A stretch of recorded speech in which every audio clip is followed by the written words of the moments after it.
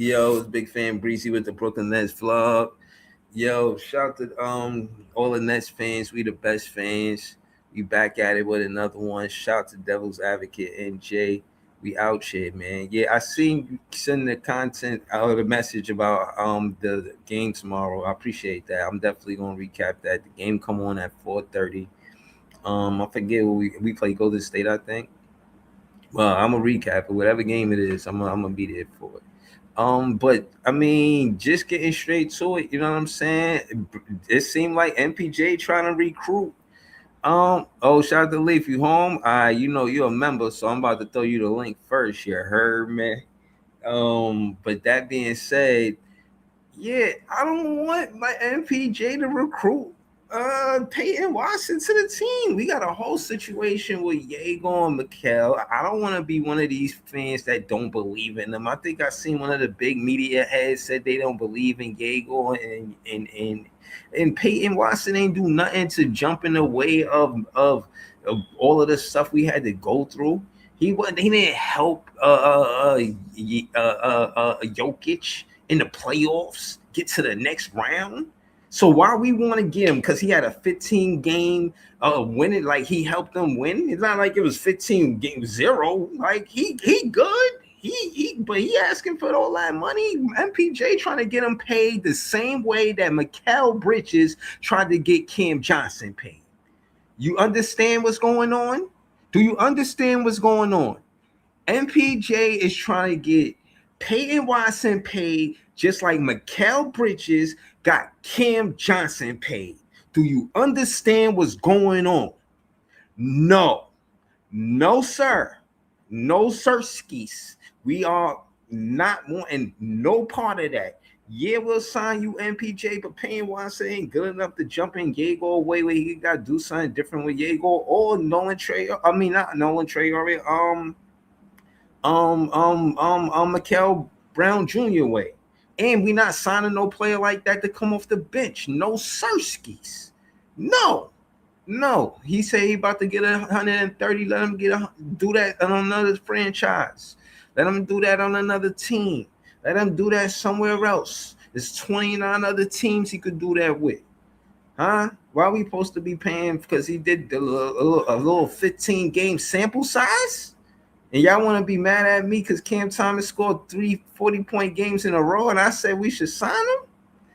I was ready to give him a 4-year contract. He ain't want it. But like I said, I wish I'd have advocated more for him to take that 2-year contract. Just stay in the league, bro. It's your first contract. Don't even try to shake with them like that because, you know what I mean? That's what they do. That's what they do. And it's because of the level, the oversaturation of talent. They're going to get talent from the NCAA. They're going to get talent from the Euro Leagues. They're going to get talent from China. They're going to get talent from everywhere in the world. So take that contract. They offer you that contract. Take that contract. I wish I would have said that more for Cam Thomas to hear when he was on the Brooklyn Nets. But it is what it is. Shout out to Cam Thomas. And again, why would we give a player coming off the bench that type of money and to pay him? Why I say, yeah, that's your friend. You want to do stuff. You want to help your friend get a contract. Y'all gonna get into a different team. Y'all want to pair up and go to a different team? Y'all want to get a sign and trade? We have a 3-team trade? Huh? Y'all, what y'all trying to do? Y'all trying to do the most.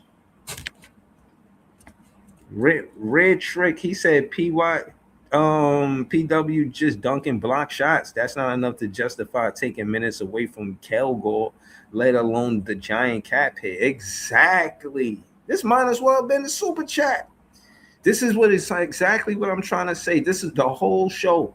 This is, again, we're not taking away from what his talent is. He's talented. He can play the ball. He can hoop. We're not taking that away. But you asking for that big pay. And all we trying to say, not in BK. That's all I'm trying to say. You know what I'm saying? Shout out to Jamal the franchise. Bill Johnson. Shout out to his FIFA bro. You know what I'm saying? Word. Shout out to Orange Spiegel. Facts.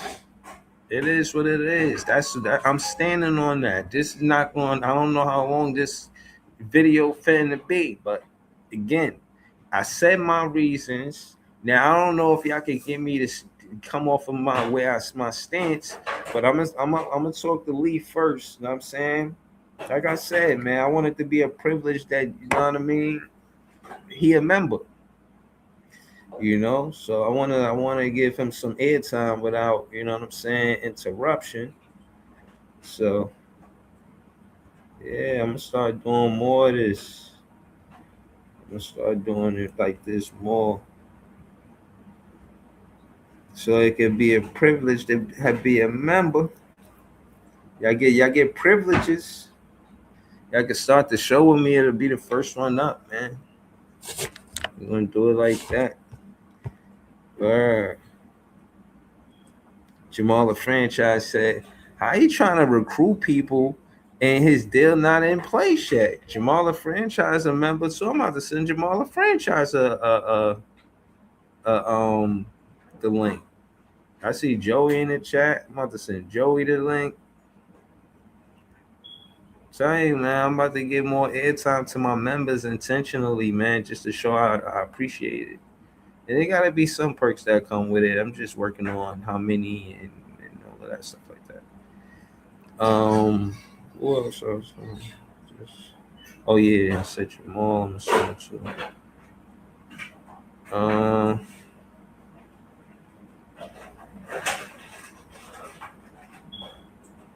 right. I sent the link to Leaf, Joey, and Jamal. So you know what I'm saying. Yo, what up, Notorious? Was goody. Oh yeah, yeah. Yo, yeah, chilling. It's Devil's Advocate. I'm about to say this to Devil's Advocate too. My fault. Yo, Joey, talk to us, man. What you think about Peyton Watson coming to the Brooklyn Nets? I like Peyton Watson, bro. I really do. I think he's a good player. I think he's one of those players that you should probably take a chance at gambling on making that next step and becoming, maybe a main option or a main cog on an NBA team. However, I just don't see him coming here because I just don't see where he fits. You know what I mean? Especially for that price. Like we got Josh Minot. I think Brooklyn is, sign him to a low deal, hoping that, he takes the next step. We got Ellis.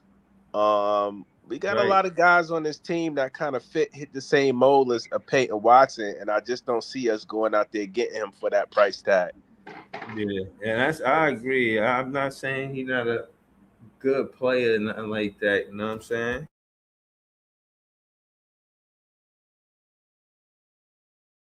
Yeah. I think I would pretty much reiterate what you said. I think more the fact that he plays the guard. It's not like we talking about the center or the power forward. I think that's the problem. If he was like a center and we was talking about a center and that's something that we need, then Oh yeah, yeah, I'm that's a all with it. no-brainer. Yeah, but he, even if he a good shot blocker, he doing that as a small forward or a guard. Maybe a power forward, but not at the center. We ain't doing that. We ain't playing small ball like that. And again, like I said, Cam Johnson got paid because of Mikal Bridges. He's trying to do the same exact thing. You know what I'm saying? Like, but nah, we ain't doing that shit again, man. Sean Marks, do not make the same mistake twice, man. It's okay to make a mistake if you know what you ain't know. You know what I mean? But now you know. Now you know. Word. So yeah, man. I pretty much I pretty much not moving off my square. But another thing that I wanted y'all to see, I'm looking for you, Devil's Advocate. I don't have no direct line to you. I ain't got no you know what I'm saying, no Twitter handle, no shit like that. Um, but I went on Player's Choice earlier. I should have put that in the title. I went on Player's Choice earlier, and I was trying to have Chill from Player's Choice help me get Duran on this team with some trade ideas. Uh, it was a good conversation. I kind of he really didn't have a solution for coming to the team. Like he said that Durant, he agrees that Durant is a good look for the Brooklyn Nets, but just the how part um is where me and him, would disagree. And I'm not gonna lie to you, you guys might not be so happy on some of the stuff that I said about who would get traded. You know what I'm saying? Who would get traded? Uh, you know, for Jalen Durant. I didn't hold back. Let me just tell you that. It sound Basketball. like you was packing everybody up, huh? I just want to give y'all a heads up about that before you hear the clip, so you guys know that it's all love, it's all love. Shout to Chill, shout to Chill. This is one of my favorite shows. If it ain't my show, that's fact. It could potentially be a problem moving forward. That's not to say that you wouldn't win, but like if we lost, it's a big risk, a huge risk. So hold on for a second. I got a call on line one. What up? I'm chilling. I heard you don't like that the first idea, but I came up to say I looked at the Pistons starting lineup and they don't have no self creation outside of Cade Cunningham. That's a problem. They don't want to be a team that be a bad team no more. They was number one in the East. They trying to keep that up. Yeah. But Cade Cunningham being the only one in that lineup, they need somebody like Peyton Watson. They need to do a 2-3 trade deal. They need some kind of other self creation. Do you think they could be the number one seed with that roster? With the roster that they had this season, I think they could be the number one seed again. Yes, and this is where holding your other guys that you have, holding them dudes' feet to the fire. Yo, see, this is right here where I agree with him. Listen to the players that he talking about. None of these players gonna self-create, but you can't be on this show long-winded. Like you gotta say what you're gonna say. He gonna say what he's saying. You know what I mean? Then you gotta kind of wrap it up soon. I always try to be considerate of other people that want to be on the panel. It's called Chill with Chill. I know I ain't the only one that want to chill with Chill. So good. Let's get to it. So I got to get better. Ron Holland got to get better. Jalen Duren got to come back. You're gonna look for offense from a Saul Thompson and Ron Holland? Come on, Detroit fans. Send this to Detroit. I'm gonna send this to Detroit fans because realistically, y'all need to talk to us, bro. Y'all can get self-creation out of Danny Wolf, man. We could trade you Danny Wolf and MPJ. Listen, we can trade you Mo Wagner, Danny Wolf, and MPJ. We can do that. We can make that happen. You got self-creation from Danny Wolf as a big. You got self-creation from Mo Wagner as a big. And you got MPJ, somebody that can really help Cade Cunningham. You got Duncan Robinson? Come on. Duncan Rob, come on. Let me let y'all hear the conversation, and then we're gonna get back to it. Back better. Like we don't need to add something. We don't need to add something that substantial. Don't get me wrong. I can appreciate the other ball handler. Okay, they just drafted this kid out of Stanford. He's a ball handler. So with him, with him, you now and Jenkins is another ball handler. So it's not like that they don't have. I think Breeze, when we hear ball handler, people get wrapped up in elite ball handler. Like they ain't got Kyrie Irving or they don't have Devin Booker. Chill. I'm saying somebody who could get a bucket. None of them could get a bucket by themselves besides Cade Cunningham. They need somebody like Peyton Watson. You feel what I'm saying? And I'm doing all of this because I really want Jalen Duren on the Brooklyn Nets. We got MPJ in the draft. We could get him a pick and roll center like Jalen Duren. We cooking with grease now. You know what I'm saying? Do you think that it's possible that Jalen Duren could come to the Nets in any way, shape, or form? I think it's possible. I think that there's a scenario where Brooklyn could convince Detroit to hand him over in a sign and trade. I think that they could try to. Let me rephrase that. They could try to convince Chill. We need your help, Chill. How could that happen? They could try to convince them. I think the problem is. I think the problem is losing Tobias Harris. Yeah. But when you lose Tobias Harris, you get John Collins, so that helps. So I think that they don't. I think that they don't lose much there. But then you still got Jalen Duren. So if we lose Tobias and Jalen Duren, like what are we replacing Jalen Duren with? Like what do the Knicks have? I mean, what do the Brooklyn Nets have? We might have to get a third team involved in. Who is helping Detroit? Right now, He was that's the my number one point. seed. Who is Maybe we helping could him? maybe we could help them with a. No, that's true. That's why I came to you to ask. Yeah. Maybe we could give them a. I know they want us a bonus, somebody that could create and as an inside scorer, but I don't know. That's not going to happen. But they could take all our centers, man. They could take Wolf. They could take Mo Wagner. They could have. They could take. They You know what I'm could. saying? Draft picks. Take whatever you want. Nah, Man. y'all good. Mm-mm. But Nah, they but I good got. on that. All right. Yo, Joey, Yo, what you think about that, bro? What you think about that? what about Duran and Yeah, you think it's possible that the Brooklyn Nets could get a package and trade the trade? I don't know. I mean, the only thing that I see possibly that could make sense is maybe MPJ and Dayron and maybe some picks. I don't know. I don't think they would want anything else because here's the thing: if you do that, then they still got you give them another center, right? It may not be the center they want, but it's possibly a center they can work with. And then you give them another 20+ point per game scorer, and you know what I mean? Maybe another young player or some picks involved. That's the only thing. I don't think we got much that Detroit want outside of that. To be honest. All right, yo, Leaf on the panel. What you got on this, Leaf? What you think, man? Yo, y'all can hear me? Yeah, Yo, you lost your fucking mind, bro? bro. Well, come on, man. You want to trade Danny Wolf for Jalen Duran? Yo, hold up. Time out. I'm gonna make one. Wow, you wild. Yo, hold up. I'm gonna make one thing clear up in here, bro. Real quick, bro. Just because your man's got cut, my nigga, don't mean that we shopping Danny Wolf, bro. That's not what this means. I ain't saying that. Just because your man got cut from two teams, that don't mean you go shop the nigga that I like, bro. I ain't saying that. I'm just saying Jalen. Nah, man, that's nah. If we wanted Jalen Durham, bro, we would have got him on top. He was asking for 40 mil, and we said no, bro. That nigga, we was in the playoffs 2 years in a row, and he did what? That's what you really want on this team to create what? Balance? I'm not. Yo, y'all gotta cut this shit. Y'all gotta cut this quick. This. Yo, we back to competing shit out right away out, bro. Y'all gotta stop that. Let these niggas grow. We just got Mikal a month ago, bro. Chill out, bro. Yeah, we gotta chill, bro. It is what it is, man. I'm not doing this, bro.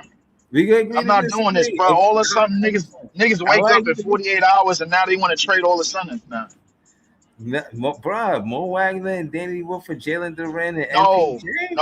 No. First off, we just signed a nigga, bro. Like, it's illegal to sign a nigga. You can't even sign a nigga after until a couple of months into the season anyway. That's number one. So him and Dayron and whoever else we're not doing that. No. I've been telling niggas about Danny Wolf, bro. Y'all gonna learn, bro. Like I'm back home. I'm calm. I don't need to be coming into this shit. Like, stop, bro. Man, why you got my man leave blood pressure? He just came back from vacation, man. I'm literally just getting home, bro, and I'm walking into this shit. This shit I'm walking into, bro. Like, yo, your man's get cut from two teams. Now you want to trade the nigga that I like conveniently? Nah. I'm just saying that PNR, man. We could get it from. Can we get it from Mo Wagner? Can we get it from Danny Wolf? Can we? We can get it from Danny Wolf. I'm not explaining nothing else, bro. All right, so let's see, man, because it don't look like it's gonna happen. I ain't even got no real motion, that I know of. I just putting it out there as a content creator, but nobody ain't really. Chill ain't back it. You know what I mean? He made it seem like the Pistons got to step up with their roster. Them niggas don't self-create. You know what? And then you go to that nigga with that shit, bro? He did say that the Duran would be good for the Brooklyn Nets. What you mean, Chiller OG? I always go to chill. You go to chill with shit that we supposed to be handling over here. Chill don't give a shit about the definitely Nets. I go to chill and I ask him, do you think this is good for the Man, Brooklyn get Nets? this nigga Go off on the the show screen, bro. floor. Like, come on, bro. I don't want to see this nigga, man. This nigga fumbled Andrew Reese, bro. Now he looking for 40 mil. Get this nigga off the screen, bro. Oh man, he I don't got it. care if he's 22, bro. Like that, y'all can miss me with that, bro. Like that nigga ain't Dwight Howard, bro. You don't He care if not. he leave. You don't care if he diesel. No, I don't. Where all that diesel shit got him, bro. Like, come on, let's stop, bro. All right, Why well we acting like you got Alton Rowe in the chat. He said big overpay for a dude that got punked in the playoffs by Jared Allen and Mobley. Too charming, one ply. Here's that's what I'm saying, bro?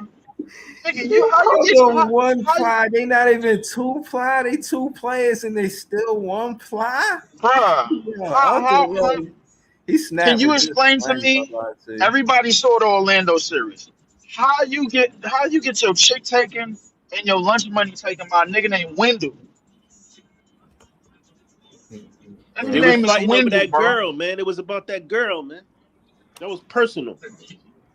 The nigga name is Wendell. You know what I'm saying? That was Angel. That's Angel boyfriend and her ex going toe to toe. Bruh. Joey. His name is Wendell. Wendell. Wendell. I'm Oh not man. doing this, bro. Like, enough of this Jalen Duren shit, bro. We already spent money, bro. Live with what we got, bro. That's what we got our roster. We moving on. All And I right, had enough of Yo, to and be I fair, had enough of it don't look like Marks is doing too much. They asked him about it today.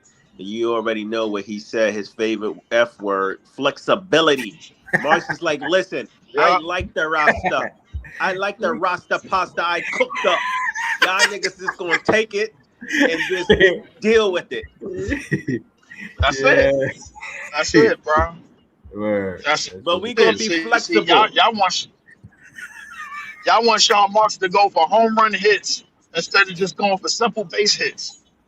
That's what it is. Y'all want him to go for the home. Y'all want him to go for Barry Bonds shit. Yo, that nigga, I ain't gonna front. Sean Marks, you a flexible nigga. My nigga, I'm gonna start calling you the big Pilates.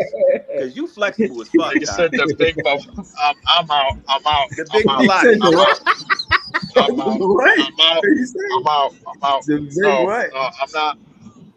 Nigga said the big Pilates. I'm out. I'm out. We gotta talk this over, bro. I'm out. And I'm like, we not traded Danny Wolf, bro, because niggas don't think he a starter or a start center in this league. I'm not doing that. All right. Like, It's all cause good. he But go over, again, he go over it's there, he go over there, start taking off. Then niggas gonna be pissed. hold Yo, on. but Leaf, what if Duren goes somewhere else and start taking off? Then what? He was never our problem to begin with. He was never ours, bro. Like he go somewhere to take off, no harm, no foul. Mm. Bro, But then he you're gonna took have off in those the net fans like, see, I told you, you should have took a chance on him.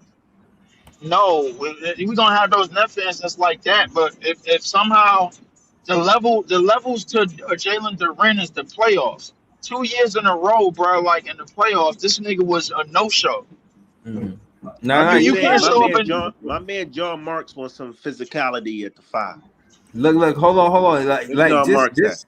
Look, this is what it say, right? So I'm looking at an article. This was put up by Eric Slater, and they basically talking about what they're gonna do in the off season, right? So it says something we've always done is sort of pride ourselves on with how we. This is Sean Marks speaking, or quote, how we've built is not using up all your flexibility, just making sure you have that whether it's going into the season or throughout the summer. Mark said, when you're rebuilding the team we have been the last couple of years, that's important. You just never know what's going to come your way. So for us to have the optionality, not flexibility, but optionality, well, they just words that they said will be really important. But at the same time, I like the roster we have. Roster, I love what I'm seeing out there. The guys are playing hard. They're playing the right way, and they're playing for each other. So I don't think we're in any immediate rush to do anything there from adding more pieces. So read in between the lines. He ain't making no more moves. He basically saying no to the to Durant, no to Peyton Watson. Exactly. He ain't fucking with it. You know what I'm saying? Exactly. That's what I said. Yeah. So many words. Read in between the lines. There you have it. You know what I mean? I'm not. I thought we deaded this Jalen Durant shit weeks ago, bro. Like now, all of a sudden, everybody gonna fucking upgrade, John, bro. Hey, John, tell him why we need physicality at the 5, John. John, hold up. Before I pass the ball, hold on. Wait, John, bro. Listen. Just because Cam Thomas got cut from 2 teams, don't mean we gotta trade the nigga that I conveniently like. I didn't say all I said. No, it's not about Danny Wolf, bro. I got a whole howl sound for you. I'm gonna put it on in just a second. But I said that because of the PNR. I said that because of the PNR. You give Mikael Brown Jr. a PNR center right now, that is huge for his NBA career. Yo, Lee, I got a deal for you, my guy. If we hit on Danny Wolf, I'm gonna buy you a Wolf jersey, bro. Dead ass. Mm-hmm. All right, I'm cool with that. Hold on, what's a hit? Though what if he averaged 6 points, 7 boards, and 3 assists? No, he got it. Now you being disrespectful, bro. Hold up. No, what's a hit? He got to at least be like, I'm gonna be fair. 15 points, 5 rebounds, and 5 assists. 4 assists. 15 points. 5 rebounds, 4 assists. I think that's fair. That's possible, bro, but it's all about the minutes, bro. That's what people got to worry about, because if we splitting the minutes up, 20-something minutes for him, 20-something minutes for Dayron, and 20-something minutes for Mo, then here's the thing. I'm not saying he got to be a star, but he has to be at least a respectable rotational piece for us. That's hitting, at least minimum. Hey man, listen, like I said, bro, before I pass the ball, bro, like I said, if he's in the starting lineup, bro, if you ever see a vision of 2 20-point scores in our lineup and everybody averaging at least 15 or more, bro, it only happens when Danny Wolf starts. Now it's time for the weather. John? Yes.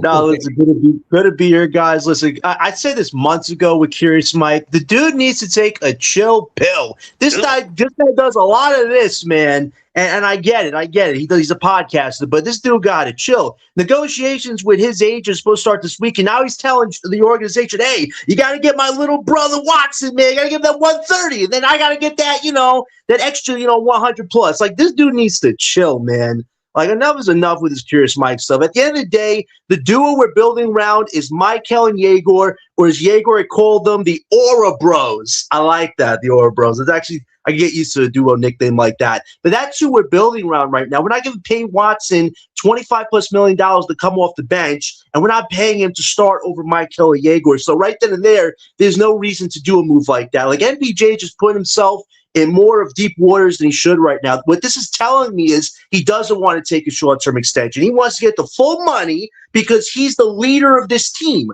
Let me tell you what a leader isn't. A leader isn't a guy that wants to retire before he plays one game in Brooklyn. A leader isn't a guy that gets unhappy he didn't get an all-star nod and decides to stop playing the game of basketball. This dude is not the leader he thinks he is. At the end of the day, I like what we're doing with our young guys. They have brought some physicality this summer. Some of them are trying to get better. Some have to get better. But MPJ, man, this dude is not a guy we're going to give long-term money to. He wears a special brace on his leg, for Pete's sake, just to move around on the court. And he thinks that he's going to mastermind this stuff like he's the predator right now. Come on, dude. Like this dude needs to chill and just take a short-term deal at this moment. Yeah, we're not playing the Curious Mike game. Like, this dude did not play last year like Michael Porter Jr. He played like Michael Porter's stat pattern. Oh, my gosh, Michael, we're going to give you a huge deal because you played on a bad team. Like, this dude needs to stop. He's trying to do too much right now. Right. So, and my thing is, again, I'm listening to you, but when people are ranting, actually listen to the words they're saying, because I agree with John. When it comes down to Curious Mike, he says a lot. he goes on a podcast. He says, "Listen, I went and I was hooping up until All-Star break. I was a French All-Star. I found out I wasn't going to be an All-Star. I felt the way about it. So I stopped playing as hard as I would because I ain't make the All-Star. That's all I was playing for. I knew I wasn't going to the playoffs." Like, he's being so transparent, and it's such a good thing. But by you doing that, we know that, it's probably best that you invest in your next contract where you're not trying to have a LeBron 20-year career. You trying to get it in and out. People have lives after the NBA. They got to set themselves up. MPJ, this is one of his last contracts, and I say that contingent on his health. He's probably going to have one more contract after this, but this is an important contract because it's his last two contracts, in my opinion. Now, I'm saying that to say maybe the Nets is not the best choice for him at the trade deadline. I think he should build this trade stock to wait to the trade deadline, and then we, like Sean Marks always do, ask MPJ where you want to go, and just make sure you work that out for the Nets as well. Don't just benefit MPJ in that situation. Make sure the Nets get a good return, and that could come from multiple ways. But that's the GM job. You know what I mean? He got to put that together.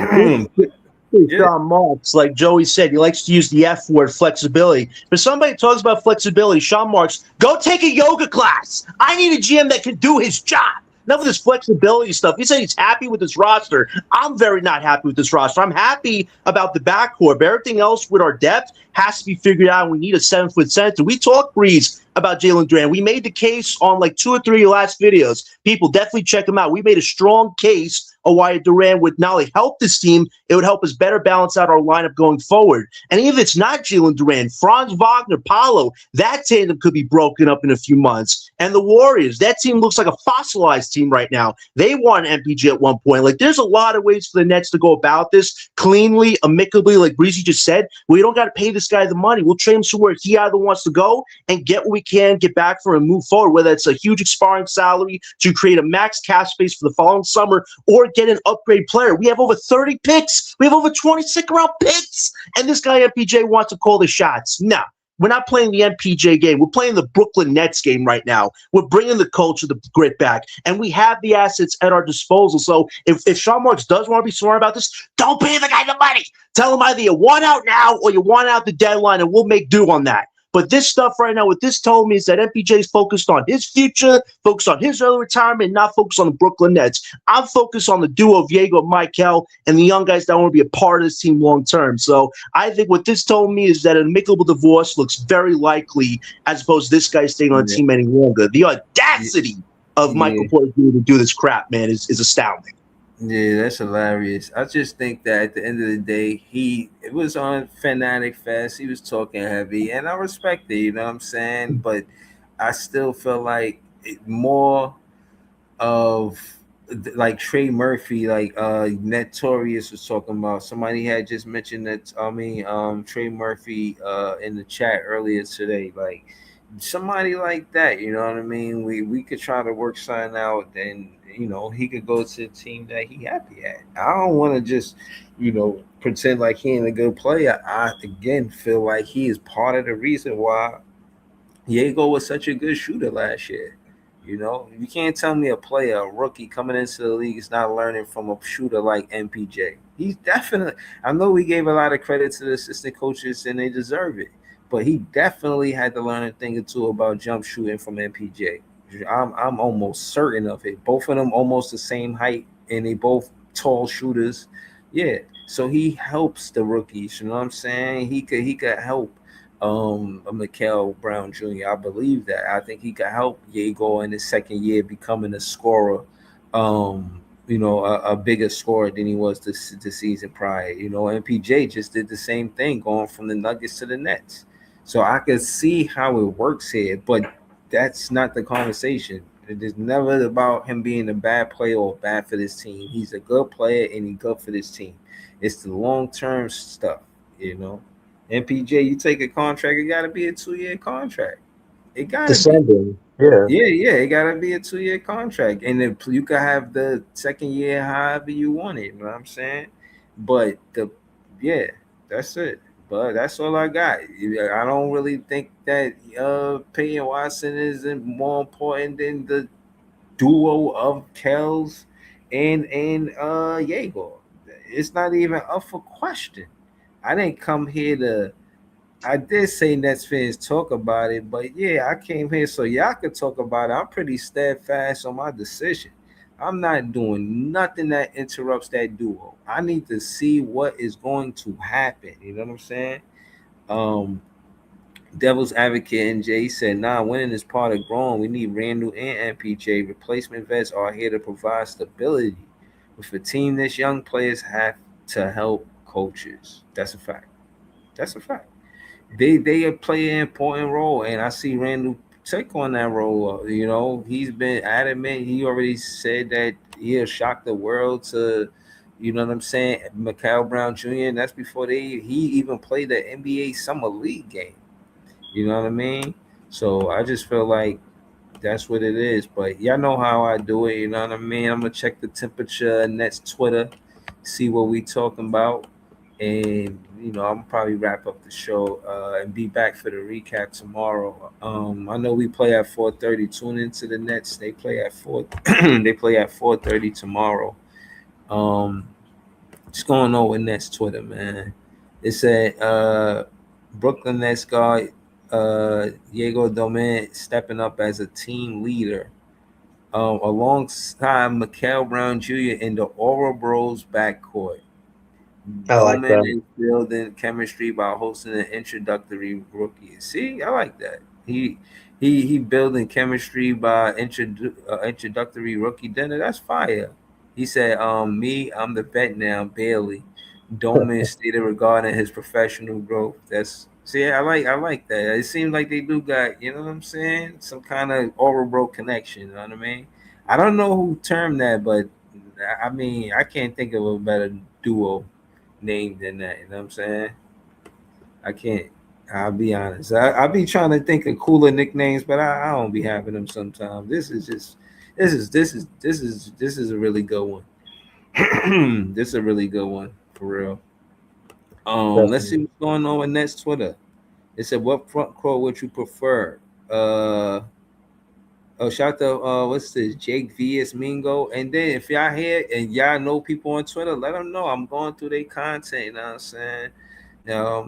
It's about us, man. It's about us.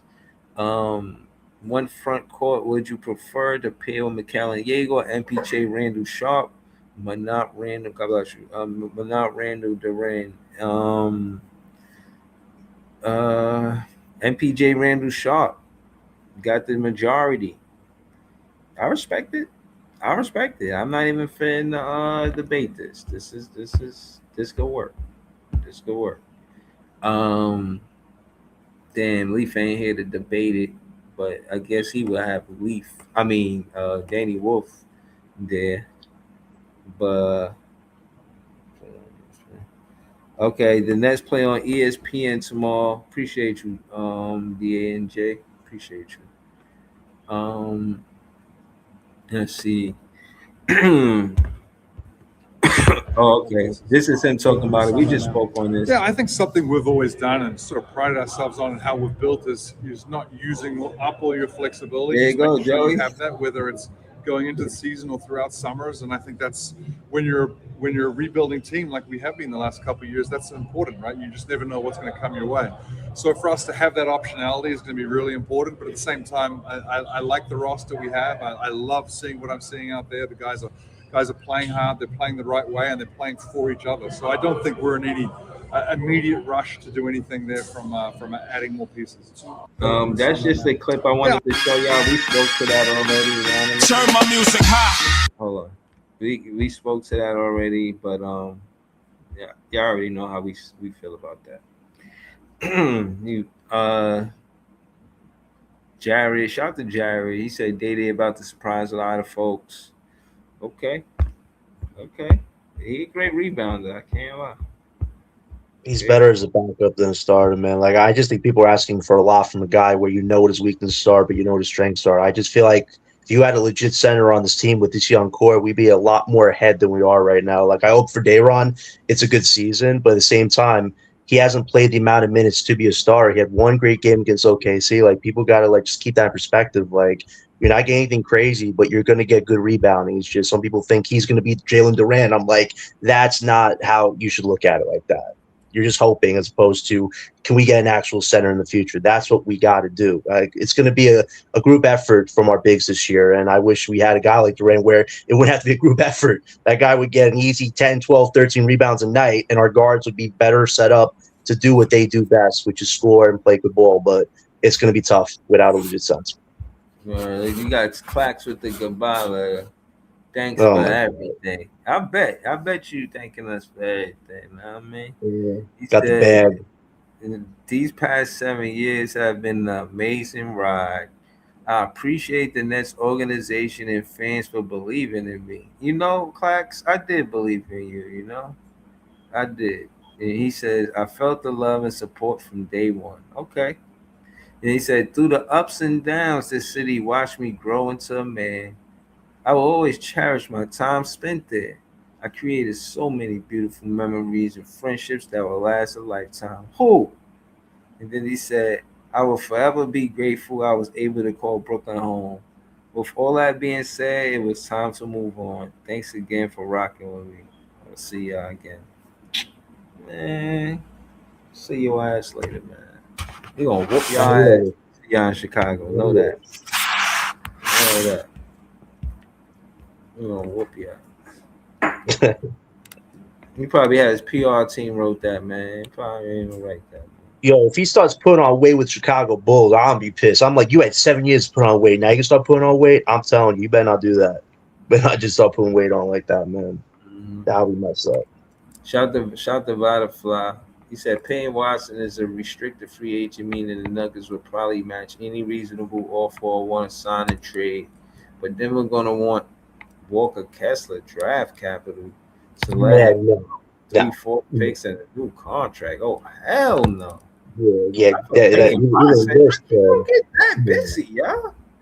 I get you player, but I want Nets. Like he gonna, I'm not moving Yango to the 3. I'm gonna give Drake Powell those minutes. I want Drake Powell to be the second string 2 guard.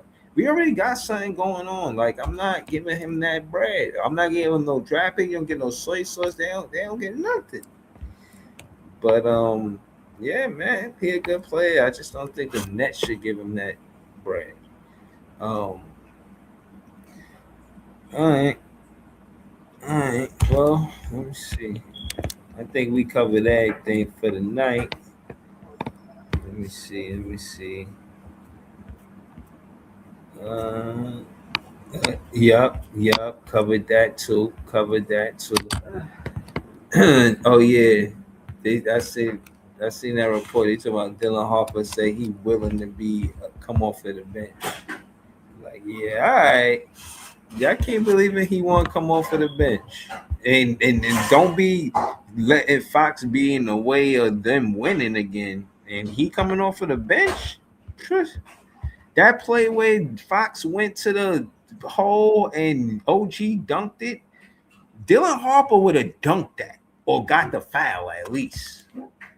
So don't be asking Dylan Harper to come off of the bench for that Aaron Fox for too much longer. I bet this probably gonna be the last season. Ain't no way 4 seasons gonna pass, and he's you know what I'm saying, and he's coming off the bench. I don't believe established culture and everything. And this is the clip that MPJ, he was at Fanatic Fest. Shout out to MPJ, man. You're a great player, bro. I ain't gonna lie to you, bro.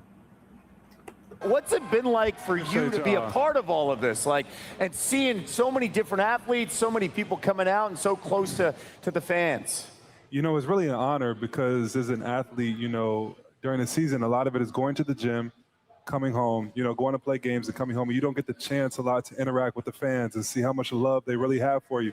So to come out here and get to shake people's hand and sign their autographs and take pictures with them, it's really an honor. And this is in your backyard because you won a title with the Nuggets. Now with Brooklyn, what did you learn about that process, leaving Denver, the team that drafted you, winning a championship, and then coming here? Yeah, it felt like last year was like a new rookie season. It felt that drastic of a change, being in Denver, being one of the younger guys, a part of established culture and everything, and then winning a championship. To come to Brooklyn and be the leader on the team, one of the oldest guys on the team. We had 5 rookies, youngest team in the NBA. It was a completely different role that I had, but it was something that I cherish, and I think that we're building something special over there. Building something special. Okay. See, like you be saying the right stuff, but Peyton Watson, you trying to build it with us, like with Peyton Watson. I ain't feeling that. I don't see how the words match the actions. This guy wants us to build around him and get his little brother paid at the same time. Like I just don't see what this is not making sense. The words aren't matching his actions, and what this is telling me is he wants a big money deal to stay with his team. You're not getting it. So if he wants out early, tell the Brooklyn Nets. We'll compensate like we always do with unhappy players on this team. But I don't need a guy that's going to disrupt the young guy's development like this, because he's focused, like you said, Breeze, on getting that last big deal before an injury potentially derails his future, which I hope it doesn't. But this is what happens with our team. We have not had the best luck with injury situations. There's a chance to avoid a disaster like that. And I agree with you. Michael Porter Jr. is a solid third option. He's not a number one guy. And what this is telling me is he thinks the organization will see him as number one guy, which is far from the truth. So I would not give this guy an extension right now. Good player, but he's trying to do way too much at this point. We have a young duo already, and he wants to be the number one guy, like leading that. I don't see that as being feasible for us. It just words ain't matching the actions right now. Yeah. I just feel like him leading last year made sense. You're veteran NBA champion. You got a rookie team. You make sense being a leader. But this next year with Diego, he talking about leadership. What's his name? Talking about Mikal Brown Jr. talking about leadership. Yeah. And do you think they should be the leaders of the team this season? Yeah, they're acting like leaders out there, and seeing that article Yegor is saying, like, me and this guy are like best friends right now. We both want to lead this team. That's what you want in this rebuild situation. We're trying to build now, but having those guys that take this seriously, as far as with the media, makes getting life insurance fast and easy. I just think for the Nets, if you're going after a big upgrade in the future, MPJ's contract is more valuable towards getting that piece to surround with Diego Michael than overpaying MPJ. Like, MPJ could call himself a leader, but I see Michael and Diego are doing it by example right now, trying to get better at their games. MPJ, we know what he is. He's a catch and shoot guy. That's his main skill, and rebounding. Everything else, that's not his forte. These other dudes, like Diego Michael, they can attack the paint. They can do different things. I just feel like that's where the next priority should be, building around that, seeing if there's a younger star option to pair with that duo, and go from there. I just don't see MPJ's timeline matching up with ours. So, yeah, I just feel like MPJ is trying to do too much to get the organization to go, well, maybe that's not what we shouldn't do. Maybe we should give you the money. No, we don't have to do that. We've given so many players in the past contracts that they probably shouldn't have gotten, and we had to pay a price for it. We don't have to pay a price for MPJ right now. Our best bet is finding a team he might want to go to, or seeing if there's another star piece available in the market that can add to Diego or Michael's progression. That's where our mindset should be right now. Yeah, no, I totally agree. I just think that's what it is. But hold on. Bill Johnson said players around the league know the Nets ownership and management are easy to be played. Yeah, but that's the thing. That how long that's gonna be a thing. They gotta know that that's what players are doing, and I think they do, because that's why they're giving out all of these 2-year contracts. They're like, yo, that's like, totally that is totally false. Y'all always want to sit up here and act like, oh yeah, everybody know the Nets some suckers. When have they been known to give out money? When? Alan Crabbe, Cam Johnson. I'm talking about some serious money. Come on, Joey, man. You said what? Players. Come on, you man. said what? Alan Crabbe, Alan Crabbe wasn't even no real money though. That wasn't no major contract. What? Come on, Joey. Come on. You Crabbe was taking up 30% of the salary cap, man. Come on, man. Go look up how much Alan Crabbe was getting paid. I mean, it was a decent amount of money. Joey, we traded Harden for a fisherman. We were paying a fisherman $100 million. We only played 50 games. Come on, Marks has not made good financial decisions. John, did we give Ben Simmons that contract?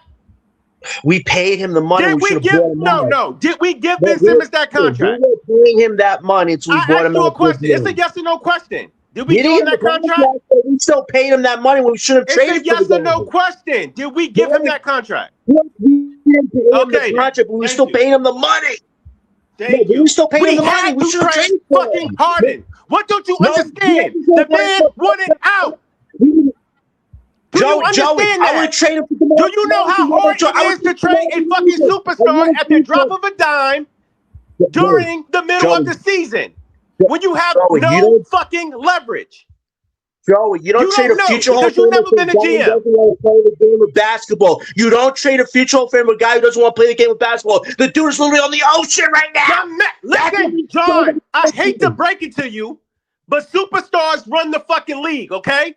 James Harden says he want to get traded. You fucking trade him. Because if we don't trade him, then you same motherfuckers will be up here crying, talking about the Nexus holding people hostage. And how nobody wants to come here because they don't do right by players. So it don't matter what we fucking do, you motherfuckers are going to whine. No, there's no lies here. Sean Marks has made bad deals. There's no ways about it. Deal, but at the same time, you have to understand the complete context. But I know you're smart enough to understand the complete context, but you just play stupid because you want to go on your bash rants. No, it's not stupid here. Listen, this guy's a bad GM for a reason. Joey, we don't have a legit starting Again, I understand it was a bad trade, but do you understand that James Harden, a superstar, forced his way out of Brooklyn in the middle of the season? This is not the off season. This is the middle of the season. James Harden says, I want to be traded. But Joey, we traded Kyrie where he didn't want to go. Why can we do that with James? We didn't owe James nothing. This guy didn't want to be in. We always do our players a solid.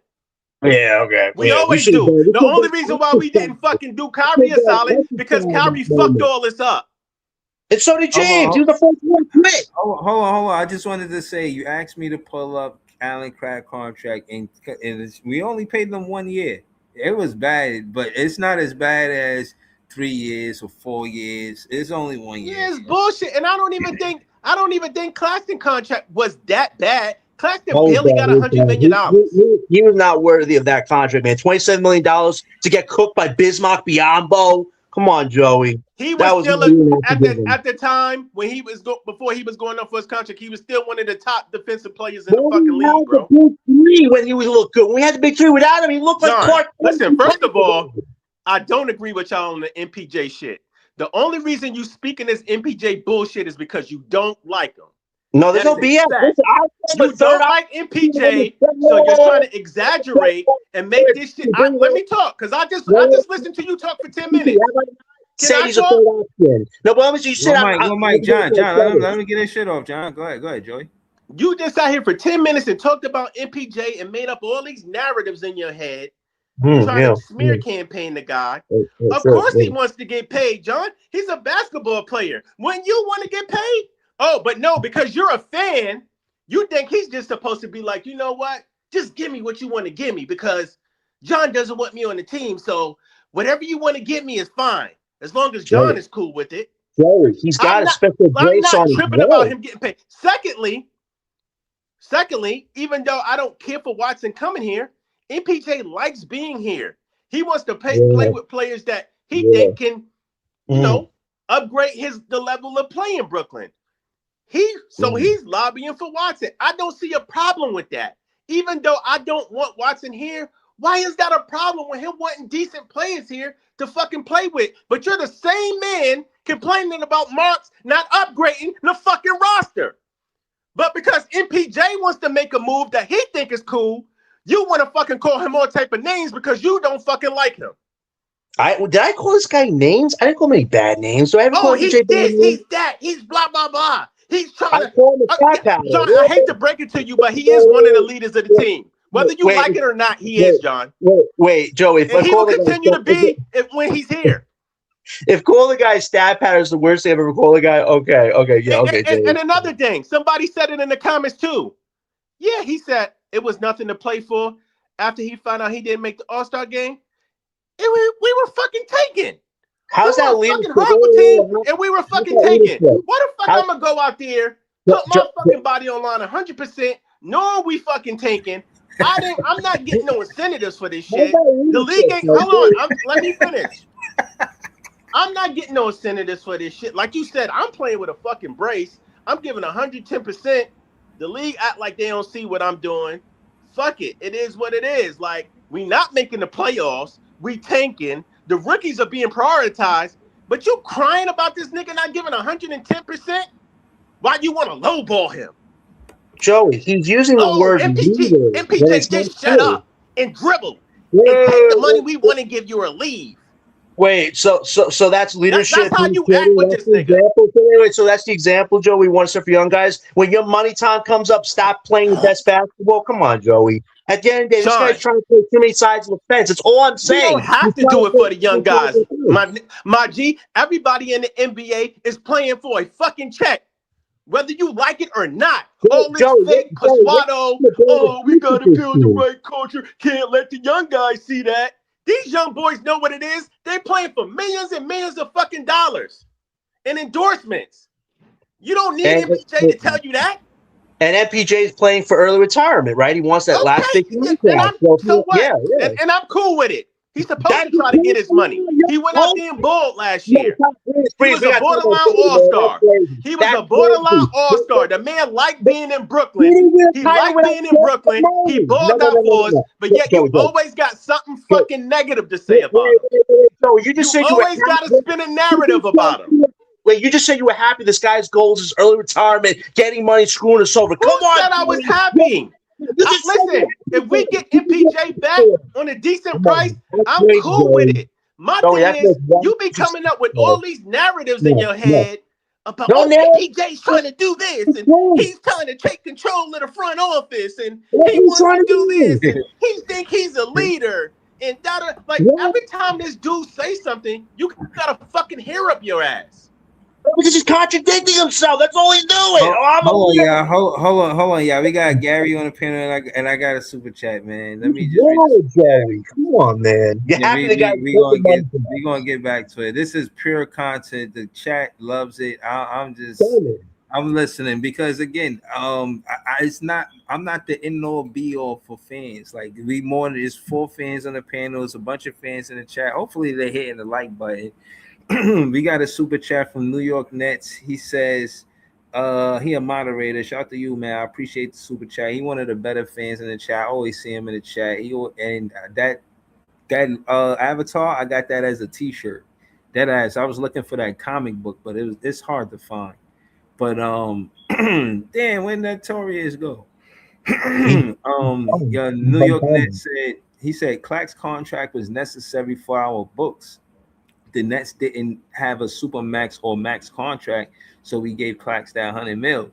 You know, this is probably as best as you could put it right here. You know what I mean? I think this is probably more what it is than more than less of what it is, because this is exactly right. We wasn't going to give a super max to any of the players that we had.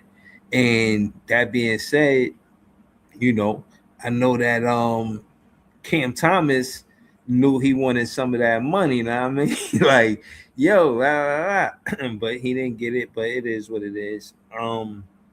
That being said, I agree with this super chat. So any of y'all want to address the super chat or before we go on? Let Gary go. Let him get it all first. You want me to address this from New York Nets? Clack's contract was necessary for our books. The Nets didn't have a supermax or max contract. We could have given the money to someone else. We could have pursued other options. It's never you never have to give someone a bad contract. Like, you don't. Thank you. We knew the contract was an overpay when we gave it to him. We didn't know it was this bad until we knew it was bad, and it got worse and worse and worse and worse. That's a bad contract. Gary, was it a bad contract when he got cooked by Bismarck Biombo when he threw the pillow cushions after that? Even if you were a Claxton fan after the 21-22 season, 22-23 seasons, you knew that was an overpay. Everybody knew that was an overpay. They should have traded him instantly. Like, they knew that was an overpay. They should have got rid of him immediately and got someone else to take that contract. Mm-hmm. Gary, shout your channel up. It's BK Nothing But Nets podcast. We're probably going to try to go live on Monday. We got the game tomorrow, so we're probably going to try to go live on Monday. Yeah. But Gary, talk to us, man. So is there anything you wanted to add to besides the super chat? What's up, bro? We got to make a decision with Michael Porter Jr. I want to keep him. If we can get Peyton Watson, get Peyton Watson. We need to figure out how to get something done here. There's no even rumors that we're trying to sign Peyton Watson. Like what exactly are we trying to compete this year? What is the goal? Because if we're trying to compete, we need a center. Like we need a rim protector. Mm-hmm. I would say the goal is to compete to see what the pretty much the duo is before, you know what I mean, and then seeing what they could do, can't do, and what's best for them. I think that's the trajectory of the Nets when they looking at it through that lens. That's what I feel like. They want to know what they are together, and then put pieces around that duo. I think that's the goal more than it is to win the NBA championship. Build around that duo to build the championship roster. I think that's what they're trying to do. The goal that we've been talking about the last few videos we've done with you is this is very quite simple. You trade MPJ for Durant, you start Josh Martin out at small forward. It allows our bench to figure out better matchups. Like that literally sets the Nets up perfectly to pay Yeager and Mike Hill down the line. Like that's the best of both worlds, but having optionality, the flexibility crap. Like you actually have a team now because you have a legit starting center and you have a legit star backcourt of the future. That's literally how we get the best of both worlds and start building this team the right way. But this MPJ stuff, like whether Joey agrees with it or not, I do not want to give this guy an early retirement fund in case that back goes bad. And I want to give Peyton Watson $25 million to play off our bench and take minutes over Michael Yeager. Like getting Durant right now makes the most logical sense because we have all the assets to pull it off. Like if he don't want to stay with Detroit, we should call them right now and figure this out because that's the best way to move this team forward. Can I say this? My point is, I'm not saying go out here and give MPJ a truckload of money. I'm not saying go out here. I'm not saying go out here and pay Peyton Watson. My point is, I understand why MPJ is doing what he's doing. And hold up. And if we're talking about money, the only thing I seen was MPJ said he wanted to discuss he wanted to get with the Nets and discuss the future of his contract. Did any numbers get thrown out since you was talking about all this money? Yeah. He added $130 million to Peyton Watson before we even got to the damn table. He added a couple $100 million. Don't do that. Yeah. Don't do that. It was on the video. Any numbers that MPJ said he wanted? Did anything come out about his contract, about how much he wanted? Oh, no, the contract is stuff to discuss, but he wants $130 million of Peyton Watson attached to that money he wants. So, yeah, it's a couple $200 million right now. Okay, John, he wants to play with his buddy. He wants to play with Watson. He wants to upgrade the roster. Why do we have to do that? We have mine out making $4 million right now, Jay. That kind of makes more sense. Land my plane. Let him finish. I'm not for it. I didn't say go out there and do it, but I'm not going to sit here and fucking call MPJ everything but a child of God because he wants to play with his friend and wants to get his friend paid. You just said you said you'd be happy if MPJ got an early retirement fund on his team if he got what he wanted. Like, come on, Joey. That sounded me a little bit Joey from you. You did. I just said that. Like my point is, John, you get mad at MPJ for every little thing. This guy can't say nothing. He can't do nothing because you will spin it as MPJ is doing this. Oh my God. Did you hear what MPJ said? He wants to play with his friend Watson. Oh my God. MPJ said he wants to discuss his contract with the Nets.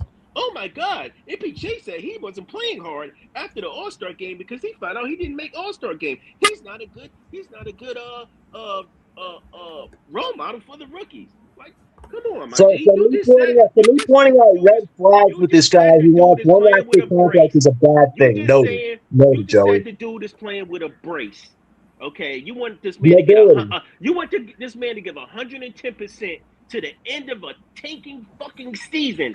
He don't got nothing. I didn't say that. Now you're putting words on my mouth about that. I didn't tell the guy to go himself on the court. Okay. Hold on.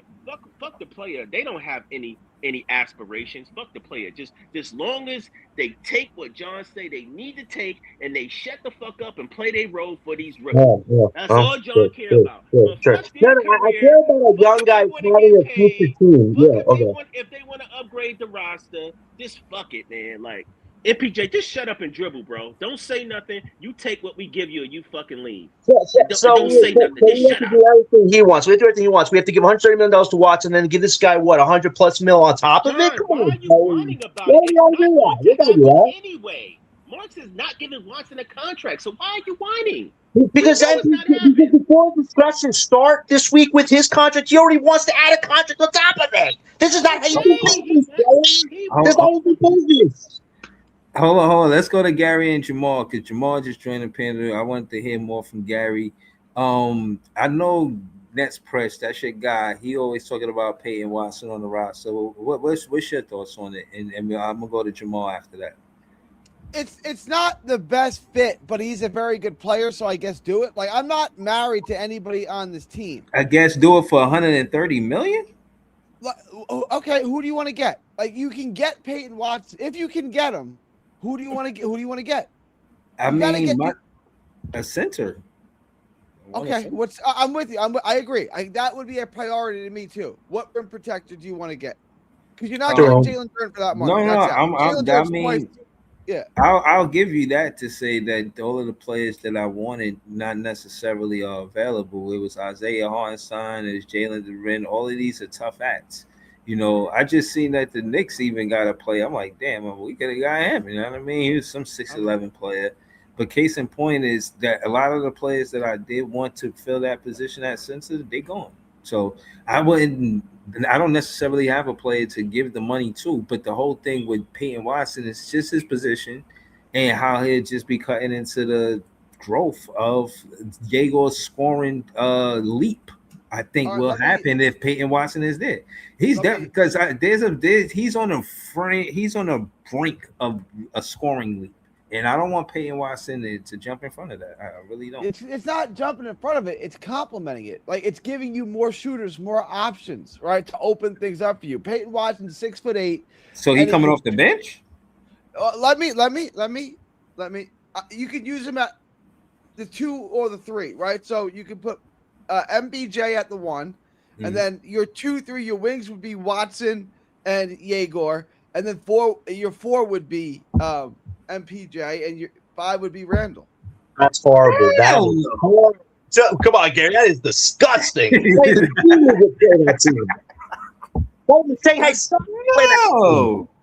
you stretch? Can you kick? Can you kick and shoot? Can you penetrate and pitch with that? No, what I'm saying is, you taking Randall out, you putting him at a disadvantage. You know, his whole career, he been playing a 4, big 3. That's not true. He came into the Lakers drafted him. Now, that was a different era, but the Lakers drafted him as a 5.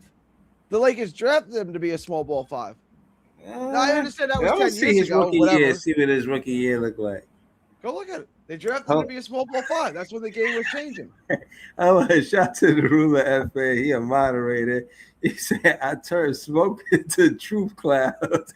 I do. I cooked on this every just outside, man. Again, tell me when I'm telling lies, man. Because I ain't. Like, it is, look, is Day'Ron Sharpe a rim protector? Is Mo Wagner a rim protector? So we're playing the game without a rim protector. So why not just play Randall?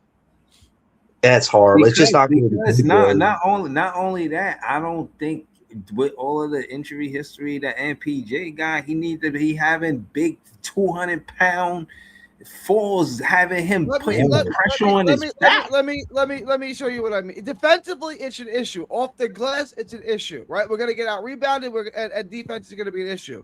We're playing the Celtics. Who is Mitchell Robinson guarding? Mo Wagner, Danny Wolf. No. Randall's the 5. Yikes! Hell no.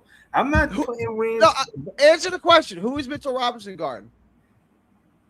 If we playing the Celtics, is he guarding Randall? He can't guard Randall. Barbecue chicken, exactly. Who's Karl Anthony Towns guarding? We're player. Hang on. We're playing the Knicks. Who's Karl Anthony Towns guarding? Randall. Barbecue chicken. Yeah, but those are only 2 teams. That's 2 teams. I'm making a point though. Offensively, it creates an issue for other teams. Like, it's a really good offensive team, and it's really bad defensively and really bad rebounding. But offensively, MPJ, Jaegor, Peyton Watson, Michael Porter Jr., And Julius Randle is a really, really good offensive five. Really good.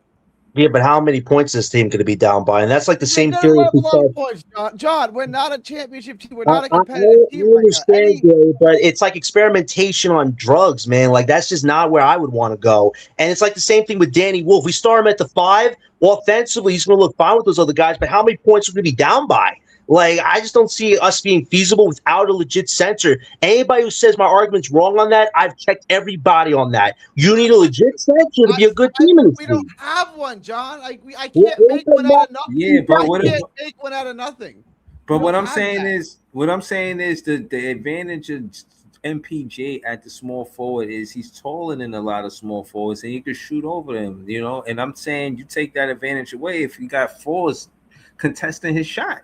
So I don't want him at the 4. Not to mention they're gonna throw him on a post. You think they care about his injury history? Now, oh, you're back weak. Oh, good to know. Let me put him on the post. And they're gonna be backing him down to the point where MPJ, to avoid an injury, he's gonna let them get position in the post, and they're gonna be scoring easily on MPJ, and we're not gonna get the best out of MPJ at the 4. So yeah, I hear what you're saying, but you put MPJ at a disadvantage right away. Let me make my point. If you go with that lineup that I just gave you with Peyton Watson, you've got one guy who's 6'5", 3 guys who are 6'8", and a guy who's 6'10". You're not that small. You got 4 guys 6'8" or bigger. You're not that small. Yeah, 130 mil for only 15 game sample size showing he could do work. And he didn't help Jokic get to the second round in the playoffs, and he has no playoff experience to say, yo, I helped the Denver Nuggets get to the second round or the third round. I don't hear none of that shit. It is what it is. He's better than Christian Braun. The Nuggets made a mistake paying him instead of putting it in Peyton Watson pocket. Now they got a fucking problem. Now, should we help them? No. Peyton Watson is a good player, but he ain't accepting the money that we should give him. We shouldn't give him $130 million. I'm not saying that he should not have it. I think he should have it, but for us to ignore that our priority is the 1 and 2 in that duo, I mean, it's not like a season pass. We seen what Diego and Mikal look like, and we said, nah, we need to put them in a situation where Peyton Watson can do yada yada whoop de whoop. We haven't even seen them yet. Y'all talking about signing Peyton Watson in the off season before the season even starts. If you get Peyton Watson, you have another guy. You have another piece that you can trade for a superstar center too. You have a guy that you can trade for. I don't see that.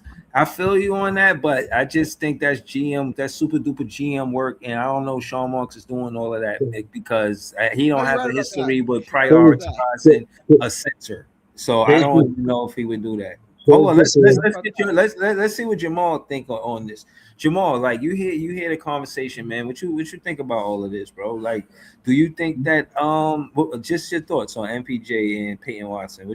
How you feel? Yo, what's good, fellas? What's good? Yeah, what's good, Jamal?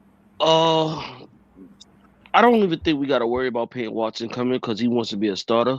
So I don't see that happening. We're not gonna pay nobody 100 and something to come off the bench. That's being realistic. Sean Maltz ain't doing that. When it comes to getting Durant, I want to see how Day'Ron would do first because I sent y'all something in the chat earlier to show you his numbers compared to Day'Ron's, and that's from Day'Ron just coming off the bench. So let's see how he would do as a starter. I don't know. I really don't. I just want to see how this team functions first before we start making any moves. I don't want to just go after Jalen Durant because also you got to throw in the fact of y'all want to trade for Durant, but it's also what the other organization wants. If they don't want to trade him, he's not gonna get traded. But if he wants out, it doesn't. Yeah, but it doesn't matter. You know what I'm saying? We have to have something that they want. We could offer them MPJ all we want. Doesn't mean they want him. They might get better offers. But I'm saying they might get better offers, John.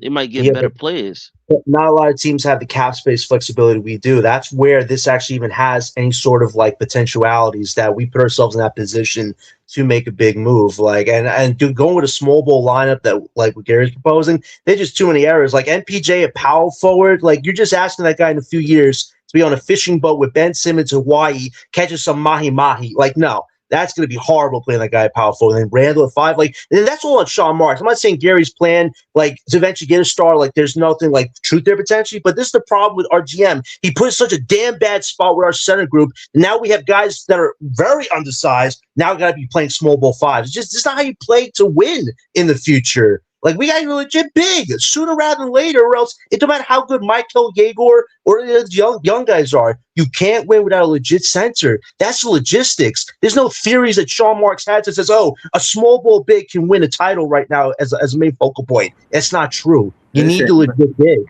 But what I will say is to Jamal is I'm not going to lie. These stats say a lot. Both of them the same age. I mean, the 8 points, we don't necessarily want to rely on the big to score the ball. Anyway, I mean, I just got them in the PNR with the point with the 1 and the 2 guards that we got, the Aura Bros. But outside of that, knock down your free throws, I'm good. I don't really need you to score 25 points. But the 13 rebounds is the biggest stat, Jamal. I feel and like this is somebody coming off the bench. Right. Doing That's this what to I'm a starter. saying.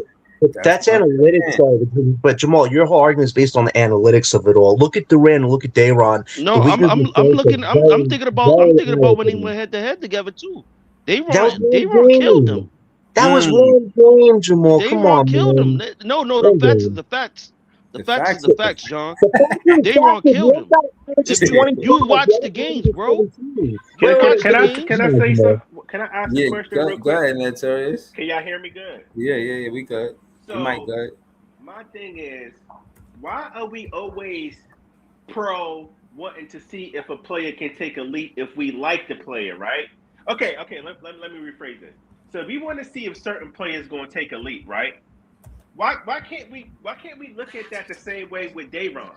Why can't we say, hey man, we seen from Dayron, we seen some improvements. We don't know if he's a starting 5, but you know what? The dude is a hard worker. He's been working on his body. He's ready to take the next level. Let's see if he takes the next step. All I'm saying is, why can't we give Dayron that grace, John? Joey, why can't he set a screen? Wait, Joey, why can't he still set a screen going to year 5 or 6? Tell me that if he's going to be the starter, why can't he do fundamentals? He still can't dribble, still can't guard laterally on defense. Like, come on, there's a lot of weaknesses with this guy. I like him as a backup. I have zero complaints. For anybody that says I have zero complaints with him as a backup center. I think he's a great rebounder. But as a starter, those weaknesses aren't magically going to turn into strengths. You know what Dayron is, a good rebounder. You get to work on that. You get to work on that, John. Like that's the whole thing. You think Durant wasn't what he is when he first started out? He's 22 years old. First. He's 22 years old. He's been starting since what? His rookie year? Jamal, going to year 4, he's one of the best bigs in the NBA at 22. Dayron in years 5 and 6. I think what he's year 5 or 6. He still can't set a screen. How is that going to get any better? You gotta give him a chance. You can't want every star off of every team, bro. I'm keeping 100 with you. Every time we talk about a star, every time we talk about a player being free, you want them. It's like LBL been saying. You want them. You gotta give them a chance, bro. Jamal, Dayron is a solid backup, but you think magically he's going to be a Durant type center in the NBA? His numbers is comparable to Durant as a bench player. We're going by analytics. You look at the eye test. What does the eye test tell you, Jamal? And I told you he killed them. That's what eye test. Analytics. Do not pull Kenny Atkinson. Do not pull Kenny Atkinson on me right now. So he did. So you telling me during this season, Dayron didn't kill Durant during the games? One game. Oh my gosh. Guys, Durant is a bad player because of one game. Oh, one bad player. So don't give this guy no big money. The dude's a backup center at 22. Is that the argument, Jamal? So, John, let me ask you a question. So, if MPJ would have been like, yo, instead of Watson, if he would have been like, yo, let's bring my boy Durant here, then you would have been cool with that? You would have been happy? If there was a way to make the financials work. You probably been 50-50 with it, right? Because you don't like MPJ, but you still want I never Durant. said I don't like MPJ. The way he's going about the business, I don't agree with because it's not helping our team. We're helping him. We're not helping the team. We're helping him. Let me tell you something. Let me tell you something. Fuck this, Joey. Joey, fuck all this, right?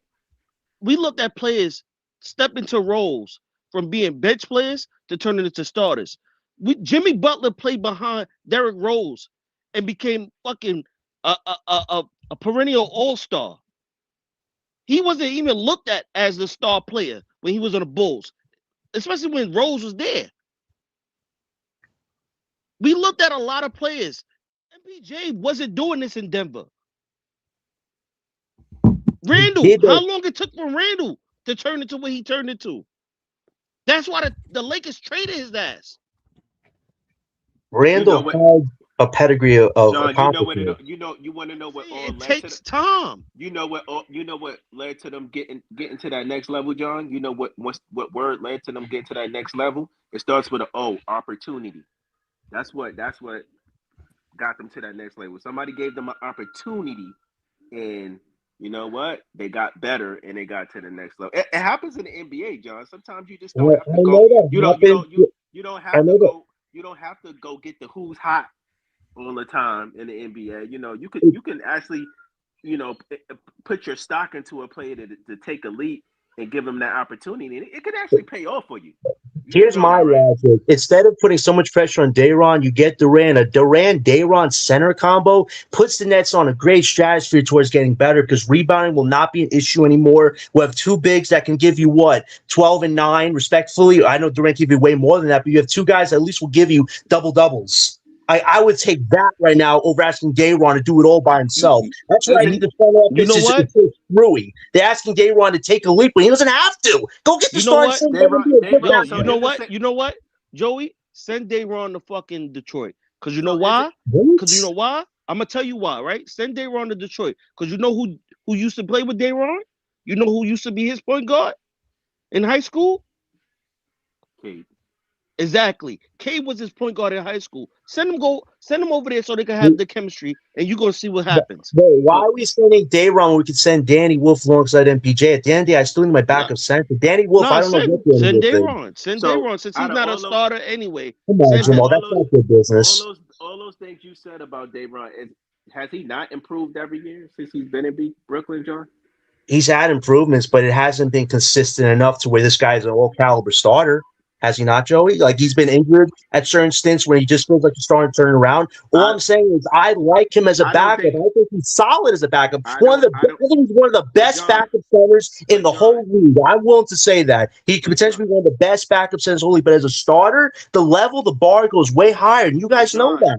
But, John, we're talking about giving him that opportunity so he can possibly grow and possibly become the next starter if we actually gave him that opportunity and gave him those minutes, John.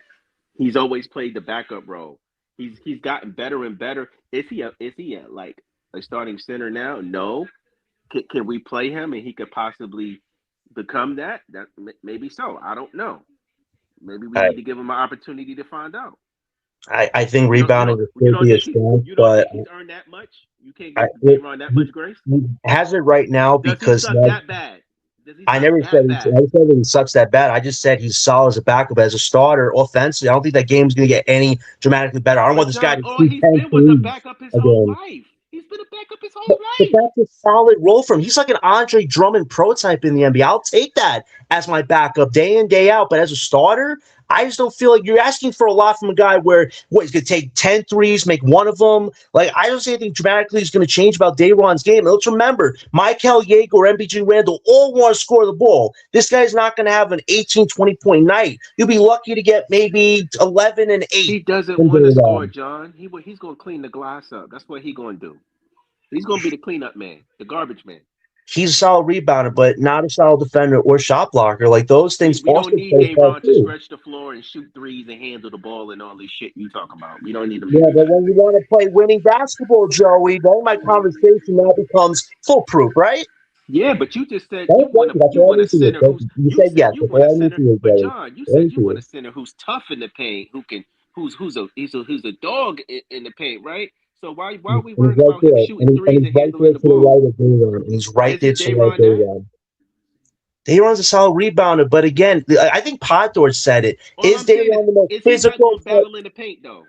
Yeah, but I think Pod said it. Is Dayron the most physical type center in the NBA? No, he's not, because he's not a great shot blocker. Like, you have to think about defensive tangibilities too with Dayron's game. Is that going to get dramatic? But I have to see that. Listen, I will give Dayron a chance, right? Because he has been seniority on this team. But again, you have to show me shot blocking, a better lateral defense. He has to make those improvements if he actually does want to be a starter in the NBA. But I think he's a solid backup. I wouldn't change the role of a guy who's excelled as a top backup for this team. I would instead try to get a legit center to pair with Dayron, so we don't have to worry about our center position for the next 5 or 6 years. That's where mindset is at right now. Not getting rid of Dayron, but how to add to our center position, and let's not start Julius at the 5 or start Danny Wolf, an undersized big. I wouldn't want to do stuff like that. I'd rather we get the center position locked down now, so I can let Mike Helleniego develop accordingly, and we can start building up this team the right way and get good upgrades when the timing is right. That's what I would do. I wouldn't say I'm happy with this current roster right now the way it is. That's what Sean Mark said today. He's happy with this. Gary, are you happy with this? No, I don't think I don't know how you can go into the regular season without any rim protection. I don't understand how you do that. Exactly. And that's been my whole argument of the night. Listen, y'all wanted Klotz gone. Y'all got that. Like, y'all been saying, oh, play Danny Wolf. Play Danny Wolf. I've been hearing that the whole year. I didn't say the whole season. Not you, I didn't Gary. say Not play you. Danny Wolf. Not you. I'm saying John. John been saying that. Oh, I sit said Klotz let him down. at the I want point Danny Wolf. potentially. Danny Wolf could do this. Danny Wolf could do that. All right, cool. We What are got you Klotz out the way. talking about Leaf? I haven't been as crazy high on the Danny Wolf train No, since John. Yes, maybe you was. last year a little bit. No, I You was was not this last summer. season. Last season, it was all Because I Danny was Wolf. looking at potentiality of where we could go with our future. Then I realized we can actually just get a legit center. Why do I have to ask Danny Wolf to be a baby Joker or a baby Sengun? He's probably a point forward right now at this stage of his career. Unless he shows me dramatic, upgrade with his own physicality. You saw him against that Rockets team the other day. He was foul baiting, man, because Danny has no swing to his step as a center. That's a huge alarming problem. Like, So, Danny John, Wolf is like a point forward. You just changing it now, then, right? You just No, I changing didn't it do after a that. couple months. I've assessed where Danny Wolf's at. That's what the Sun League's about, assessing where they're at. Danny Wolf hasn't shown me legit big right now. You don't remember arguing with me and Scott last year? That was to get Nick Claxton off the team, and I would do that argument over and over again. But no, it wasn't just about Nick. You were saying play Danny Wolf because he could be physical. He could do this. He could do that. We got to get Klotz out of here. That was your whole thing. And me and Scott was arguing you to death about that shit. When Danny Wolf got called up, he was playing a bit well, right? He was leading at some type of point center potentially, but then you saw the defensive mishaps when Jimmy Butler famously said, "Hey, go after that white dude, man. Keep attacking him." And then Danny Wolf's whole trajectory just it plummeted, man. It's like, I was astounded because I thought, Danny Wolf, this is your opportunity. Your first game against Giannis, you were dunking on that guy. I thought Danny Wolf, like me and Gary, I was like, that could be a potential center of the future. But again, it's a physicality to be a big in this league. That's where Danny Wolf has shined so far. And look at him physically in shape right now. He doesn't look like he's in the best shape. He looks like he's Danny Wolf from last year. And that to me is disappointing. And his playmaking in the Summer League has been sloppy. He's got over 11 turnovers right now. That's disappointing. So again, Jamal, yes, I assess it by how the player is developing and how the game is getting better or not. With Danny, it's a mixed bag right now. That's why I'm looking at legit center options. So Danny is a bench player to you right now. I'm not saying the bench player right now, but that's the way it's looking because you have MPJ, Randall, and Dayron, your guy Dayron. So how's Danny Wolf going to start? So exactly, let him come off the bench then. Let Dayron start. Let Dayron start. We have how many months before the trade deadline? About like five or six. So let's see. Let's give him 2 to 3 months. See how well he does within that starting lineup. If we still need a center, then we'll trade his ass, or we'll trade for one. That's fair to wait till the trade deadline. My thing is, do they deserve a chance? Should we wait before we do anything haste with money? Yeah, I agree with that. I mean, yeah, and again, like I said, these numbers are very convincing. You hear me saying this and that about Jalen Duren, but shit, Dayron Sharp averaged the same amount of rebounds. I'm a little hesitant now. Now, you got New York Jets. I mean, New York Nets. He said, at John, when is the last time we had a legit point guard who will involve other guys? And I think he was only saying that to say that because he said it right here. He said Mikal Brown Jr. will help unlock Day.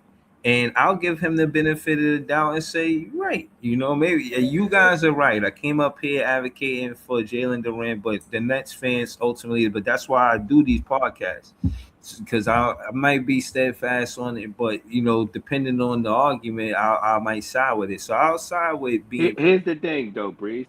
Yeah, I'll side with being patient with the roster we got. Just like you and John don't believe Peyton Watson is worth the money. There's Right. a lot of Nets fans believe that Jalen Durant isn't worth that money.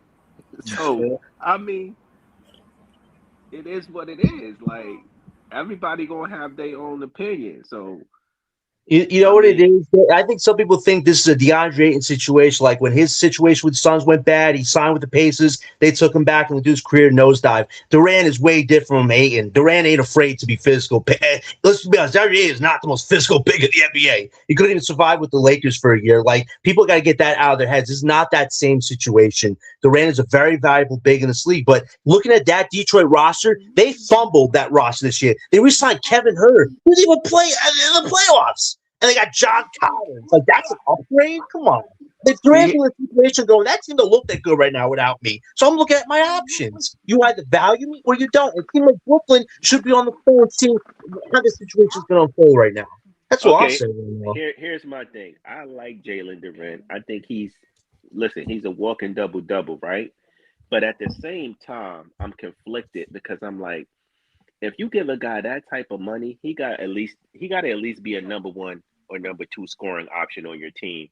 And I don't think Jalen Durant is that. I'm sorry. I just don't think he's the type of player that's going to be a number one and number two option to give you that scoring punch, especially in the playoffs when you need it. And that's been on display for back-to-back seasons, right? He's a guy that's going to give you a double-double during the regular season, but is he talented enough? Is he actually a number one and number two option in this league to give you that scoring punch and play solid defense in the playoffs? And I don't know if he's that guy. It's still a question mark. We're not paying the guy to be the number one or two option. We're paying him so we have a center so Michael Yeager could grow their games next year. So they got to get paid. That's what the whole point of this is. John, when you paying somebody that type of money, you paying them they're going to be at least a number one, a number two option on your team. They're going to be 1 through 3. They're going to be, you're paying $180 million. That's a lot of money. Okay, so he's like a third or fourth guy on this team. Okay, $180 million for a top level role player. That's what you're saying? No, role player. He's going to be a starter for Joey. At the end, I get it. The money does look a little scary, but we're not tied down to long-term money. Hell, Randall's expiring next year. This Durant contract would not hurt us like people think. Michael Yeager don't got to be paid for 3 to 4 years, and that's when Durant's contract was likely to be up, or maybe there's a player option attached to the years match. Like, it's not as bad as people make it out to be. Jalen Durant really don't have a bag. You can tell he really needs to be assisted into like really getting his points. When you play him really, especially when you play him really, really tough. And I get it. Like the double is there, but I just don't know if he got it, man, as far as being impactful on a winning team.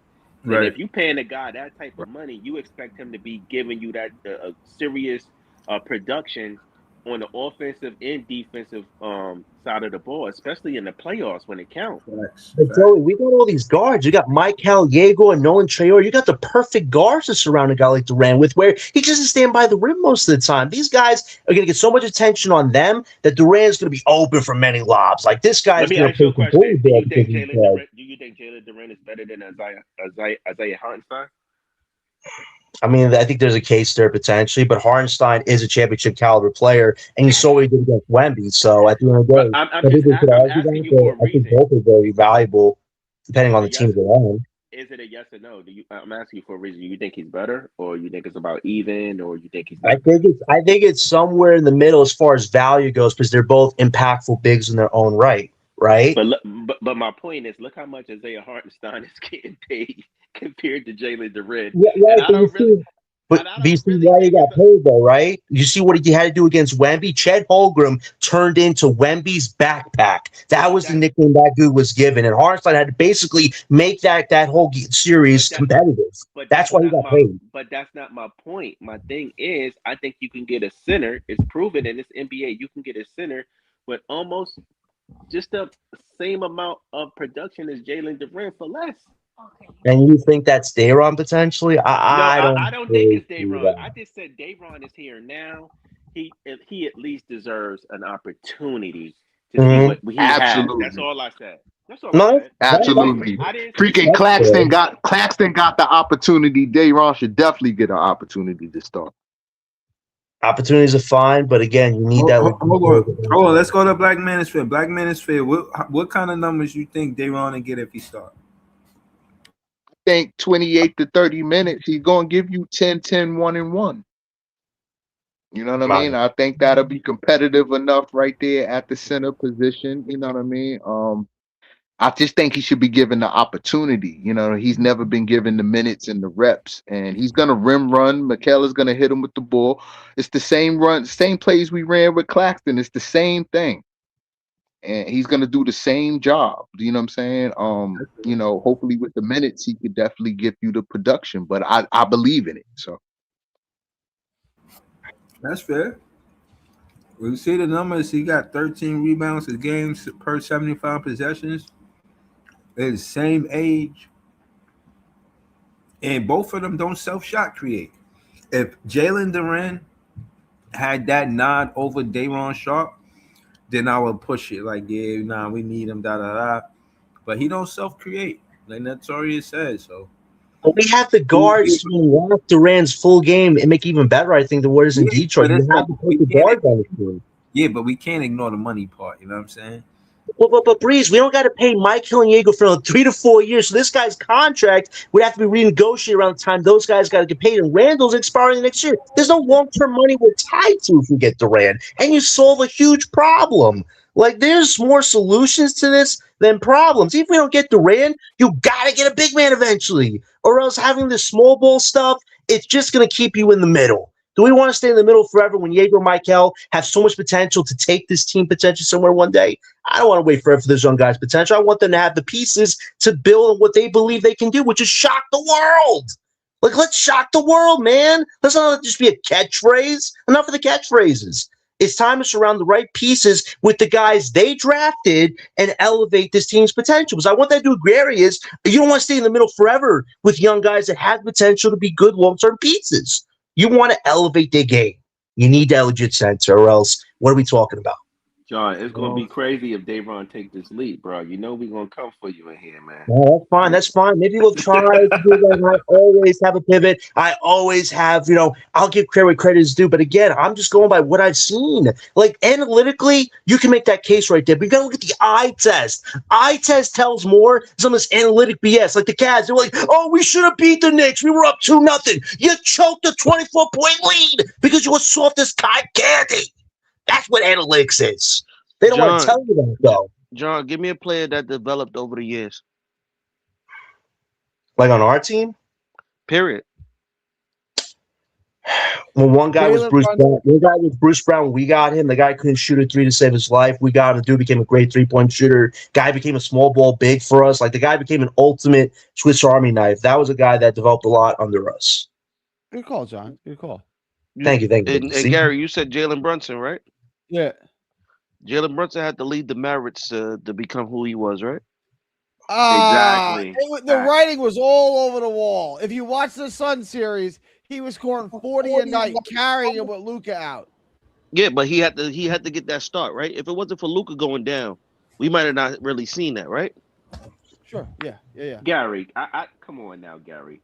Listen, we didn't see Cam Thomas. We didn't see Cam Thomas develop under him. Hold on. I got not whatsoever. Let me hear. Come at me. I'm not gonna come at you, bro. But come on, bro. Like, really, nobody saw Jalen Brunson doing this. The Dallas Mavericks didn't even want to pay him. When he got traded to the Knicks, everybody was laughing. Took him, the Knicks thought they were. All right, let me. I was talking about this today with Nate. So, okay.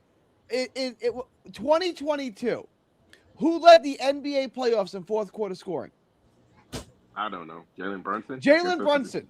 Luka Doncic's teammate, Jalen Brunson, led the NBA playoffs in fourth quarter scoring. The writing was all, I'm not saying I knew he was going to be a top 10 player in the league. The fact that Jalen Brunson could score was written all over. I can see what you're saying. And if you're in the business of basketball and you it's your job to know that though. It's your job to make all great I'm saying is on what's going to happen next. Nobody was checking for Jalen Brunson like that when he got traded. When he got traded, they actually got laughed at because they was like, "Damn, we thought y'all was getting Kyrie and y'all ended up with Jalen Brunson." Like people were clowning the Knicks. Okay, nobody knew Jalen Brunson was going to take this type. Nobody knew he was going to take this type of leap. We had this discussion before too, and you're right about that. But the Knicks knew it because they was paying attention to what Gary talking about. Like if you're paid to pay attention to these things, you should know it. Well, they had an inside source also. They had an inside source. They had his father, so they already knew what it was. Bro, I said that the last time we was talking about this. They paid his father before they even got the Mavericks didn't even get a chance to talk to him because the Knicks already paid his father. Yeah, it was already orchestrated. I'm not talking about the Knicks. Obviously, the Knicks knew something and they wanted to invest in him. What I'm saying is Gary said the writing was on the wall. The general consensus was that wasn't a trade that niggas was looking for, like it was a needle mover. When Jalen Brunson got traded to the Knicks, he wasn't the player he is now. And I could also give you another player. No, I could give you another player. He was a projected piece. He was projected. He was on his way up. He just didn't have the opportunity yet. I'll give you another player, Joker. Who was the center before Joker? Didn't Joker and Nurkic? Yeah. Didn't they get drafted the same year, if I'm not mistaken? Well, yeah, Joker spent a year in Europe before he came. Right, they drafted him the year before his rookie year. If that makes sense, you know what I'm saying? But Nurkic, Greek, SGA. I mean, they all developed over time. Exactly, it's all about development. That's all it is. Like we don't know what Dayron is because he's been playing behind other players. But even with the little stuff that we've seen, he's been better. He's a solid but you can see the star potential in somebody. You could see this. You could see that and invest in that. Like, yeah, this is going to be our cornerstone piece. Like, you know what I mean? And all those guys are. Because we could name. And we're trying to develop one now. We're trying to see if we got something in that now with the young backcourt. Jamal, we could go through starter centers that Dayron might be better than right now. Wait, Jamal, tell me what are Dayron's weaknesses that he has to get better at? You've seen his game, right? And you say he got butterfinger hands. He got butterfinger hands. He make a lot of boneheaded mistakes. The screens can be better. But so those are things. But those are things that got to be worked on. A lot of players do a lot of boneheaded stuff. Look at De'Aaron Fox. Look what he did in the finals. Look what he's working on for 5 years. In the finals, though. You get what I'm saying?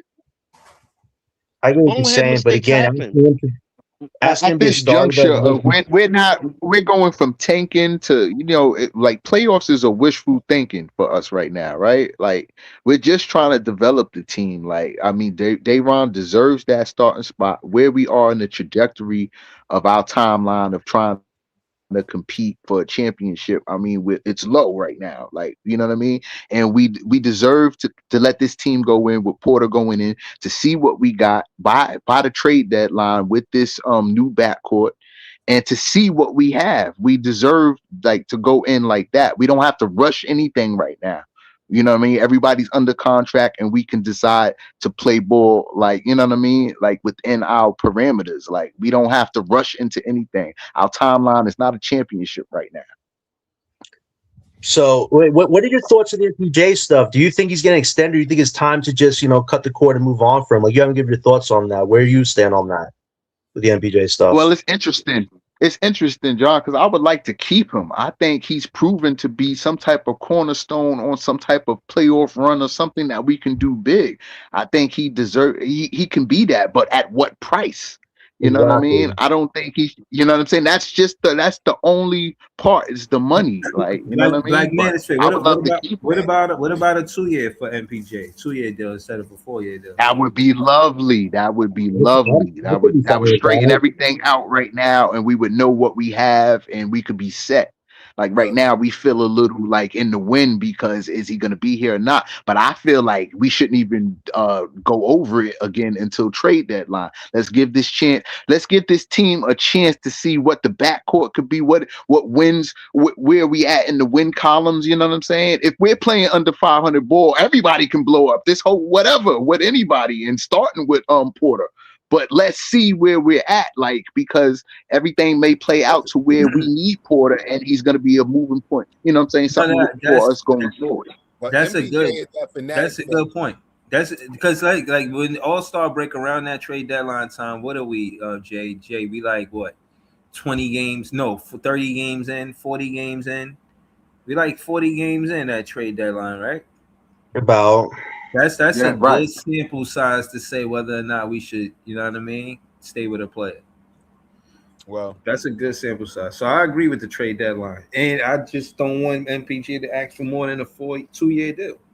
The problem is that 2-year deal. That would be so sweet. MPJ is at Fanatics that's trying to recruit Peyton Watson right now, so I'm pretty sure that got something to do with it. He might be willing to take a little bit less money if they're gonna sign his man's.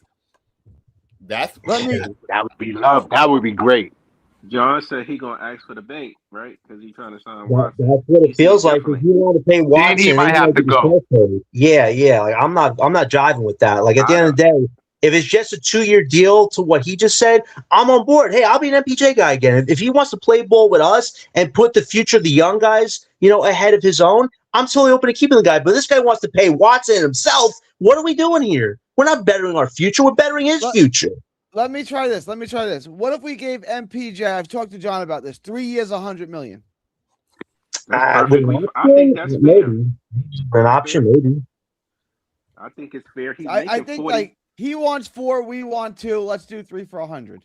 So 2 years guaranteed, 3-year option. Okay, I can work with that. Yeah, I can work with that. Like, it is workable, but he has to be the one to say, Sean, I know, like, it may look like I want a big deal, but a 2-year with an option, I might be, open to that. If he does that, okay, there's no problems here. But again, you want Watson to get paid first, and then you want to get paid. I don't know where he's trying to come from this negotiation angle. You don't have the power you think you do on this team, but you're acting like you're a big horse around here.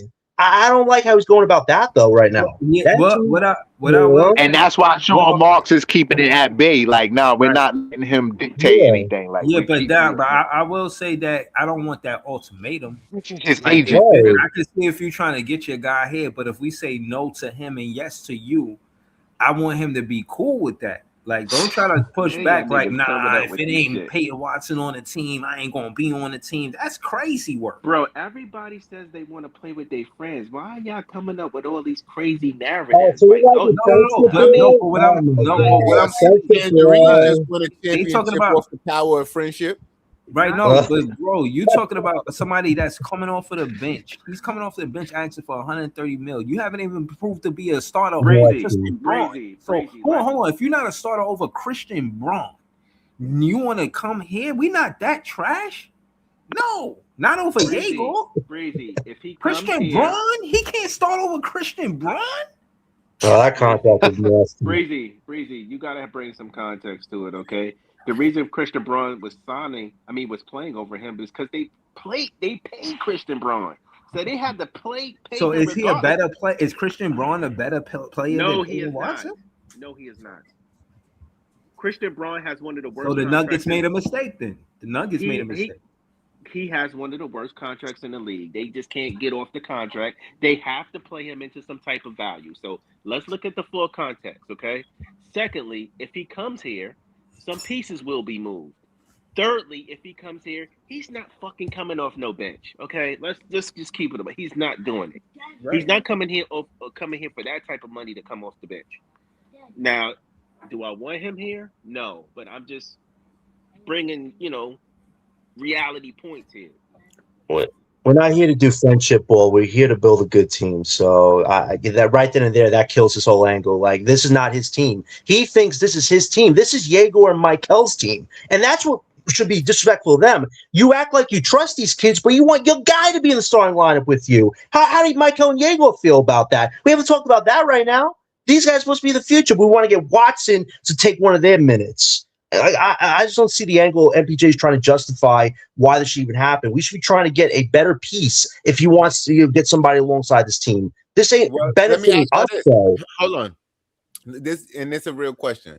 Do you think Peyton Watson might contribute to winning more than winning currently than the development of either one of those? If he take one of their minutes, do you think we'd win more with MPJ, Peyton Watson, and Absolutely. whatever else? Maybe 5 games, give or take, but that's not like going to crazy. We would absolutely. Can I ask you guys a question? Do y'all think Peyton Watson is a good player? Yes. He's a good So what is the problem? We're not ready to start talking about fit and start talking about what's wrong with accumulating good players. Because you push half your draft class to the side, so that kind of like just basically makes the front look like a bunch of asses. Which that's what they did. That's their own problem, Gary. So at the end of the day, pass on Peyton Watson to get Drake Powell and Joshua Jefferson more minutes. Come on. No, I agree, Gary, but at the end of the day, this kind of just invalidates drafting a whole bunch of dudes. Remember, that was your whole thing last year. We drafted a bunch of dudes, so why do we draft them? What are we doing? My idea. That wasn't my idea. That wasn't my suggestion. I didn't say draft a bunch of dudes.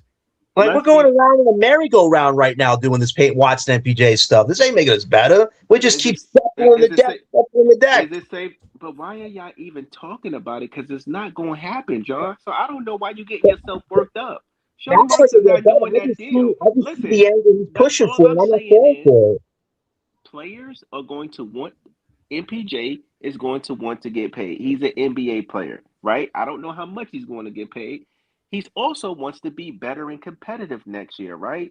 Because he went through the tanking season. He also probably wants to play with his friends or play with people that he think he would that would make the team better. Players want to play with their friends all the time. With all that being said, I'm not trying to crucify the guy for it.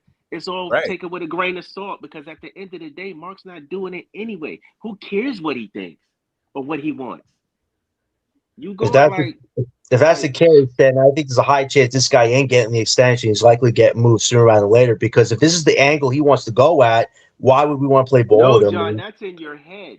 That's in your head. You're putting in your head, John. But John, something must be going on because why would he try to recruit people and his contract not even really set?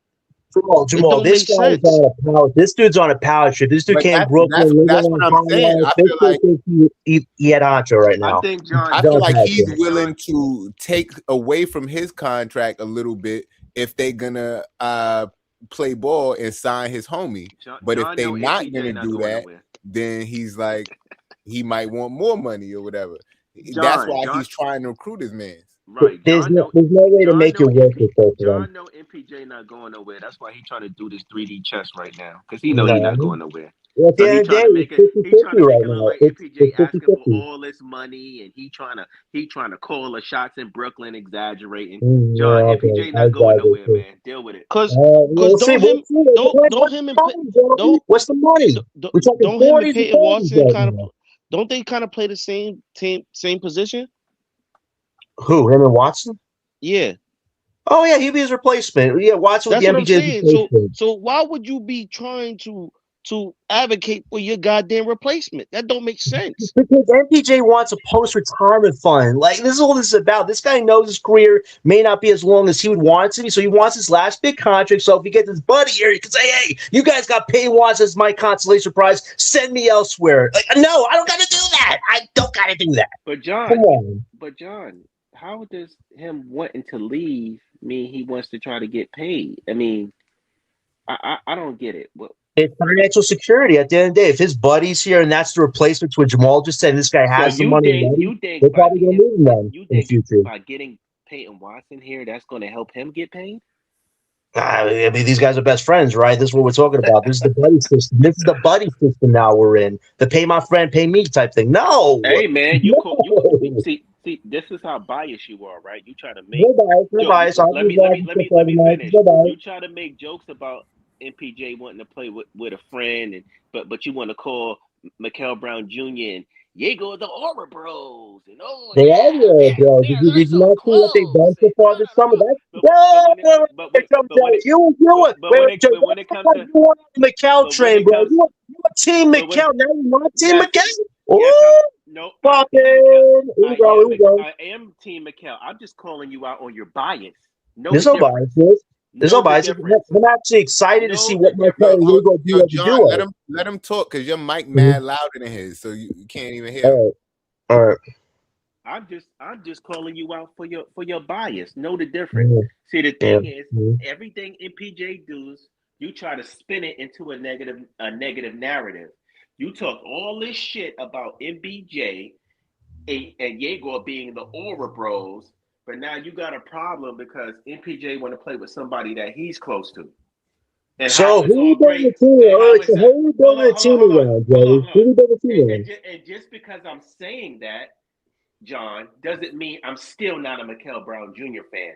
I'm just calling you out on your biased You're bullshit. coming out on nothing right now. That's what Listen, I'm doing. Joey, who we building this team around? Michael Yeager or MPJ? Tell me right now, who we building the team around? I don't know who we building the team around because ain't nobody. You see Because the ain't no. deflection? You see the deflection? No, come on. No, You he gotta see answered the your way, Joey. question. He answered your question. So I'm you trying. think who? I'm trying to give context to why I said that. Hold on, Jay. Let me just say this real quick.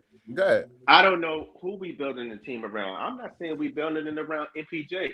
This is a team of a bunch of different fucking moving parts, a bunch of parts that we're trying to put together, and we're trying to see what we got. Okay, now you sitting here talking about we going to build around Mikel Brown Jr. and Jaeger because of a 3 or 4 summer league fucking games. Like, listen, you need to show what you could do in the fucking league. I We love used to Mikel. rally I to love. them. I mean, in the regular season, I love Mikel Brown Jr. I love Jaeger. I think they have the potential to be built around, but they still need to prove it in the regular season. Okay. I'm not saying we build around MPJ either. We just got a bunch of different parts that we try to throw together to be a competitive team. Ain't nobody really no fucking alpha right here. Randall and MPJ are just playing parts to help bring the rookies along.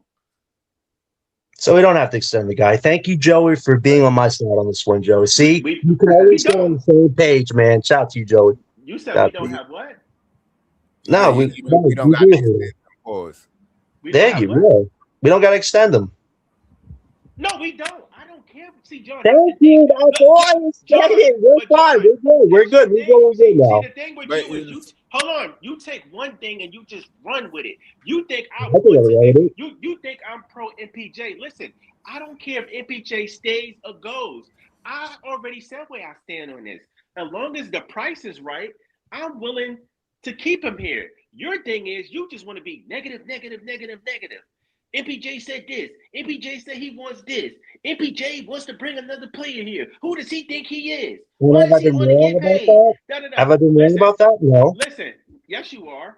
No, I Yes, haven't. you are. I'm reporting on what he's doing. Because you're Yeah. trying to spin narratives and you're trying Oh, to be yeah. negative because Yeah. you don't I'm like the one MPJ. spinning when he's doing this. You don't like now. If this was a player you liked, I guarantee you the tone would be totally different. You wouldn't have no problem with what he said or did if you liked MPJ. At the end of the day, if it's a 2-year descending contract, what Breeze said, I'm on board with that. But this guy's acting like he's that honcho calling the shots, and I'm like, how does he get that power to do so? Because he said he want to play with his friend. Come on, because he said he want to play with his friend. And it's not like Peyton Watson is a bad player, though. I like they saying in the comments, I feel like I don't see a problem with bringing more good players to the team.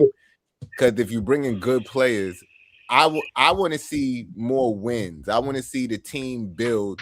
Like I said last year, it could be the Hunger Games. I mean, whoever plays the best is going to get the minutes. And if MPJ and Jaeger is playing better than Peyton Watson, he's going to go to the bench. But you have to play better than Peyton Watson is playing better, but he's not on the team yet. So who even really cares having a huge argument over it? But the fact that MPJ wants to play with his homie, I don't know why that's such a surprise or a terrible thing. Jay, Exactly. hold on, Jay. Hold on, let me say this, Joey. Hold on, John. Let me say this, Jay. What I'm saying is that we take for 2 seasons. We supposed to have got our draft right with the point guard and the 2 guard going into the second year.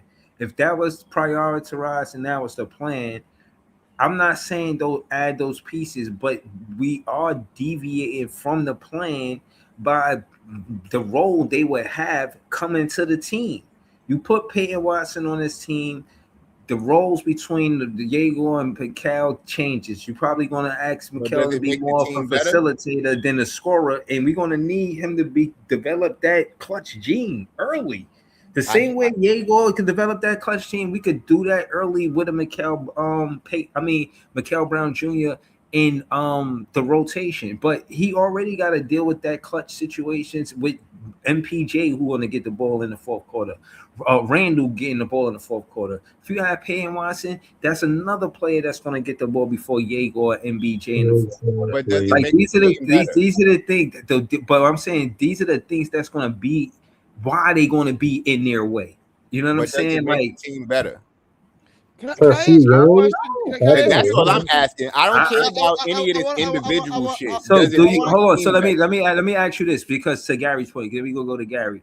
It's a big lineup, and you put Randall at the 5, but you got MPJ at the 4. If you're going to put Peyton at the 3 and Diego at the 2 and MBJ at the 1, it's a big lineup. But in your opinion, Jay, before we go to Gary, Randall at the 5, does that help us at our center position, or we need a different? Where you even get Randall at the 5 from? But no, that was what Gary said. That's what I never want to see that. Well, if they're watching, you might see it. You might see it in 3D. I don't know what that got to do with. Does Peyton Watson make the team? That's where he would fit in the lineup. He would be the small forward, and MBJ would go to the 4. Yikes! Not necessarily. That's what y'all want to do, but not necessarily. So what you mean? How would the lineup be with Peyton Watson giving him $130 million? Like how maybe one of the young guys got to go to the bench for a little while. It's okay. A 6 pick.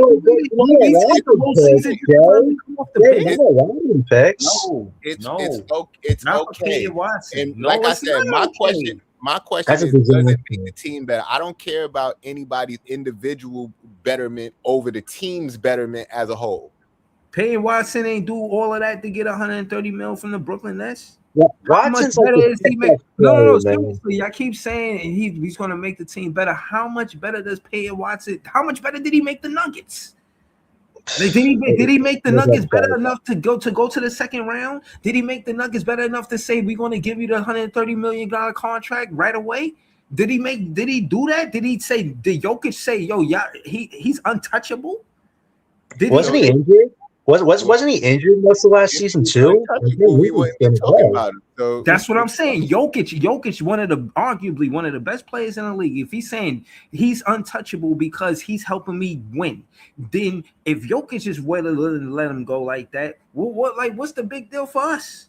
I don't get it. But he's just Michael Porter Jr.'s friend. Who says Jokic is willing to let him go? Like, you just making up stuff. I'm making up stuff, bro. A lot of free agency started about 4 weeks ago. They have to trade Johnson. Remember, they have to trade one of Johnson or another player. But Jokic didn't want MPJ to go, but he still went.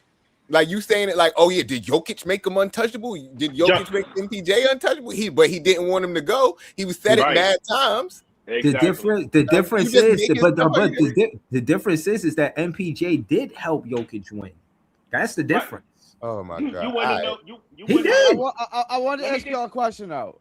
I'll just say this to Breezy real quick. Breezy, you want to know why Watson ain't signed by the Denver Nuggets? Because they fucked up and paid Braun. That's the only reason. They got bad money. It's not like they don't want to keep him.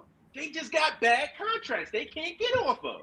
So Johnson on their books. Yeah, so it's not like, oh yeah, they just not. Well, nobody vouching for him or Jokic don't. But no, it's not that. But what I'm saying is, I'm not saying that he's not a good player. I'm saying he's not good enough for us to force MPJ to play the 4 and force Randall to play the 5. No, I agree with that. All I'm saying is, I'm not disagreeing with that. All I'm saying is, the Nuggets want to keep bro. They just in a financial hardship right now. They can't move the money they need to move to sign him. So it's not because of his play. So I mean, they gotta handle that. That's, you know what I mean. But that's on them. They decided to pay Braun. I didn't see why they paid him in the first place. I thought he was okay, but not enough to, you know what I'm saying, be in the way of paying Watson.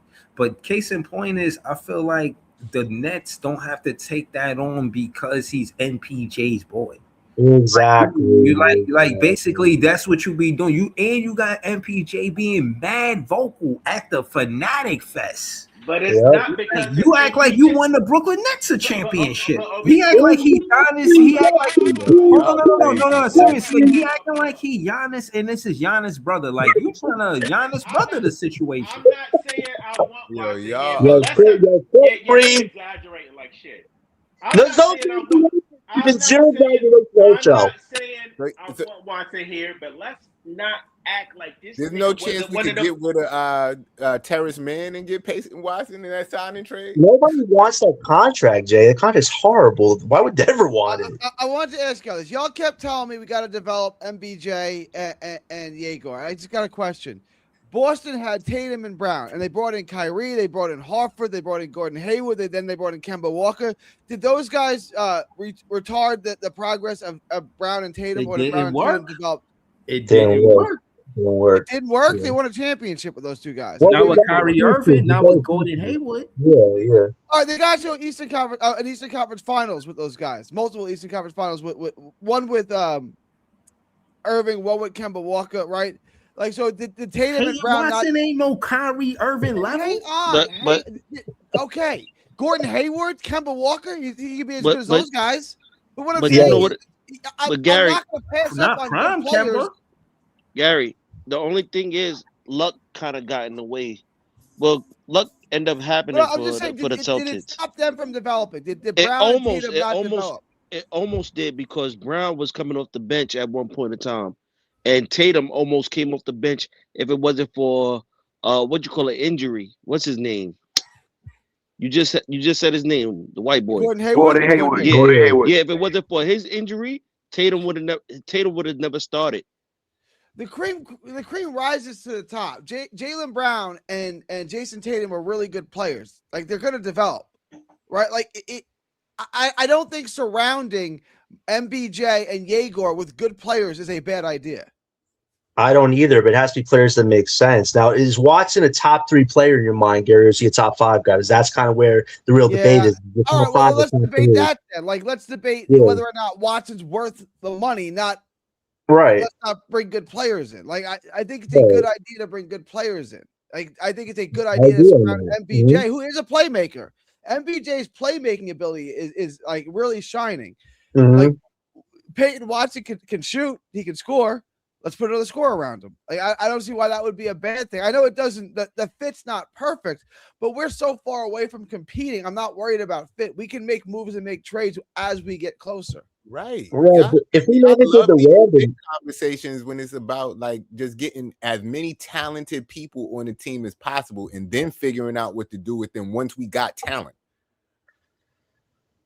If we never did the Randall move, you could have maybe done the Watson move and moved MPJ to the 4. But just like me and Bree say, why would you put a guy with 3 back surgeries at a position where you have big body dudes that are going to physically knock MPJ on his ass? Like, that wouldn't be good long term. But you get Watson, right? You get the small 4 next to Michael Yegor. But again, you're paying a price as well for getting a young potential piece. That I don't know if that's going to be fully like we want it to be.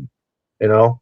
That would be a potential problem. I think on Randall's timeline, like I think he it's best that he fit right here. He's gonna sign into his option. He's gonna re-sign. I don't think a team wants him and thinks that they're gonna push the needle with Randall for a championship. He's already been an all-star. Like, I think he could settle in right. I think he's more of the future here than Porter might be. If he does stay with us and becomes, let's see, eventually a backup 4, then Danny Wolf might be toast, man. Like, because I do like having Randall as a vet potentially as far as a bench piece goes, but I think he'll be a starter forever because in the playoffs he's really bad. But for right now, he fits the team like you just said. He's going to give his physicality. But if he did stay here long term, That would kind of ass out a lot of guys off our bench right now, which I'm okay with. But some of these guys on our bench right now have not played up to snuff this summer league. The fact that Chaney Johnson outworked half this draft class right now should have some people shaking their heads. But right, Gary, people are telling us Sean Marks is a great drafter. Chaney Johnson's kicking some of these prospects' asses. Yeah, this Sean Marks is a great draft thing. I don't understand. Look at the draft class. He had 5 picks. The only guy that's even going to be in the rotation is Yegor. He's a great drafter. It's like, he's like 3 for 20 in 10 years. Who are the other? Jared Allen, right? Yeah. Jared Allen felt he was afraid he didn't like basketball. How old is Chaney Johnson? Oh, what's happened with the age thing, Joey? It's called 24. Oh, okay. All right. 24. Oh, yeah, that's why he's playing good. Okay, yeah, okay. And Danny Wilson Sr., come on, Joey, come on. Danny Wilson Sr., he's looking bad out there right now. Come on. Yo, Julius Randle at center. I'm not gonna lie. Like, I just want to say, listening to this podcast tonight, I could see that it's not clear cut. I'm about to throw a poll in the chat, bro, because it's 29 people watching. Y'all can help us decide. I thought it was gonna be we all gonna be pretty much on one side. There's a lot of different good points on both sides of the conversation. I ain't even gonna lie to you. So and again, I'll take MPJ on a 2-year contract, no ultimatum of Peyton Watson, me and him, or I'm taking my ball home. I'm not trying to jack none of that. Like, he knows this is a business. We'll sign you for 2 years, but Peyton Watson, nah, we ain't doing it. So I'm gonna throw the poll in the chat to see what y'all think. You know what I'm saying? Should we get Peyton Watson? Maybe what's another question? Y'all agree with the 2-year contract, or do y'all think that MPJ should get a 4-year contract? Do we agree on that? I'm set with you on the 2-year thing, Breeze. Descending contract, like if he agrees to that, we're all fine. But anything else, a 3. I even give him a 3, but I ain't a 4 now. Option 3rd year, maybe. I don't think he's gonna sign a 2-year deal, not with Brooklyn. But what about the 3-year? You think he'll take a 3 year? I think he'll do 3. I think he'll do 3. I ain't gonna lie, he got it. I ain't gonna fight you on that. All right, I'll give you a 3 year. What is he? 28? If he does the option for the 3rd year, I'm down for that too, because then that's kind of when Michael Yeager's contracts start coming up. So like we can work something out like that. But again, he has to be willing to match up the contracts with our young guys. If we overpay him, we're shooting ourselves in both feet right now. Mm-hmm. Yeah. I think didn't Jalen Brunson take a pay cut so those guys could be over there and they could put that team together? Oh shit, Jay. We don't want to talk about what Jalen Brunson did, man. My bad. Look, I'm keeping it real because I think all of this shit that they talking about with Kawhi and all of this shit they talking about with Gary Trent Jr. and all that, circumventing the fucking salary cap, that's exactly what they did with Jalen Brunson, but they just ain't get caught yet. And it's coming. The chickens are gonna come home to fucking roost. Whoa, Jay the reporter, man. Let's go. Found ways to pay him under the table. He ain't take no pay cut. I don't believe that shit one bit. Yo, Jay, you should become a reporter, bro. A sports reporter, man. I would definitely listen to this, man. It smelled funky over there, and they're gonna get caught eventually. They paid him under the table. They probably paid him under the table and signed it off as an endorsement. Yeah, that's exactly what they did. And the chickens are gonna come home to roost. They're gonna get caught eventually, bro. Mm-hmm. That shit is nasty, and teams keep doing it, thinking they're gonna get away with it, and people are getting caught. And soon it's gonna be Big Head Brunson on call to the fucking docket. To the day that needs to get investigated. His dad's an assistant coach on the team. That needs to start getting investigated. You know what you got to do if you really want to follow the money. look at James Dolan businesses and see if Jalen Brunson is connected to any of them. Yep, that needs to get looked into for sure. No one takes that kind of pay cut. That was ridiculous. That needs to get investigated. Right. And after they already colluded to get him in the first place. And they had to give up draft picks just for the shady business they did to get him in the first place. And then now he takes this big ass pay cut. Get the fuck out of here. Expose it, Jay. You're the reporter now, man. Expose this atrocity. Like That shit is Oh, that shit should not go unnoticed. Know what I mean? fiery show tonight, man. It's been a good one tonight. Damn. Suspense.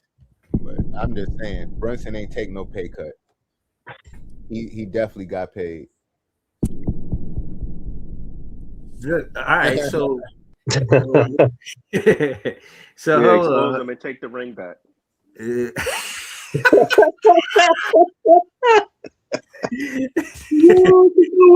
Asterisk is an asterisk.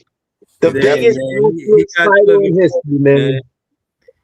Oh man. Yo, all right. So hold on. So far in the chat, And then hold up, one more thing, Breezy, because you said it earlier. If he wouldn't have took that pay cut, then they would have never been able to get OG, right? Max.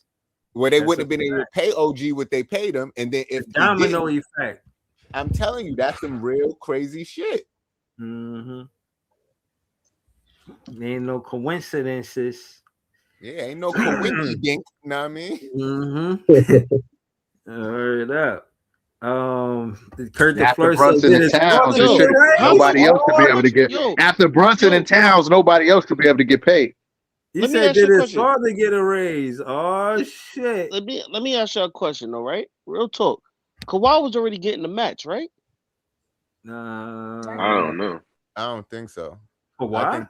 I think that's why he had took lower, and they paid him. They paid him the max though. Yeah, they were supposed to plant trees and all of that. He was they paid him on the back end like they paid him what they owed him basically. Yeah, they paid him that tree money, man. Yeah, he planting trees, all right. He going to Canada and planting trees, man. Yeah, you know he OG triple OG out there. That's his hood. Where in Canada? No, LA. Oh yeah. That was home. Yeah. He said, I'm gonna get the max even if I don't get the max. You understand? He chose a bad time to go back with those wildfires, man. Like they said, the smoke is coming, man. Yeah, well, John, he gotta use that. Did they clear that trade? Is he cleared to go? Is he cleared to go back to Toronto? Not right now. Not yet. No. I think Toronto rescinded the trade or whatever because they want to see what his penalty is going to be first. Because if he's going to be suspended for 60 games, they might not want him. 60 games. No, they can't. I just made that shit up. They can't renege. They can't get out of the trade. It's just up to the NBA whether or not the NBA is going to allow it. If Toronto can't say we don't want to do it. I was watching a video earlier. The NBA, they said that the NBA said that they didn't rescind the trade. They said that because the investigation is not done, that Toronto said they're not sure if they want to deal with whatever the ramifications of the trade is.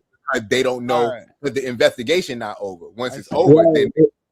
If the trade goes through, he could still get suspended 50 to 60 games. They're trying to decide, do we want to pay the baggage of a guy that's not going to play with Scotty Barnes for a year? That's the whole reason why we did the move. So, yeah, there are repercussions potentially if that deal goes through because the guy might not play this year, a majority of it, if there's real consequences. I didn't even know Kawhi moved like that. I didn't even know he was a dirty motherfucker. That nigga Lonzo from what you call it? From training day. He moving dirty. I didn't even know he moved like that. He's so quiet. You would think he would just be on some innocent shit. Nah.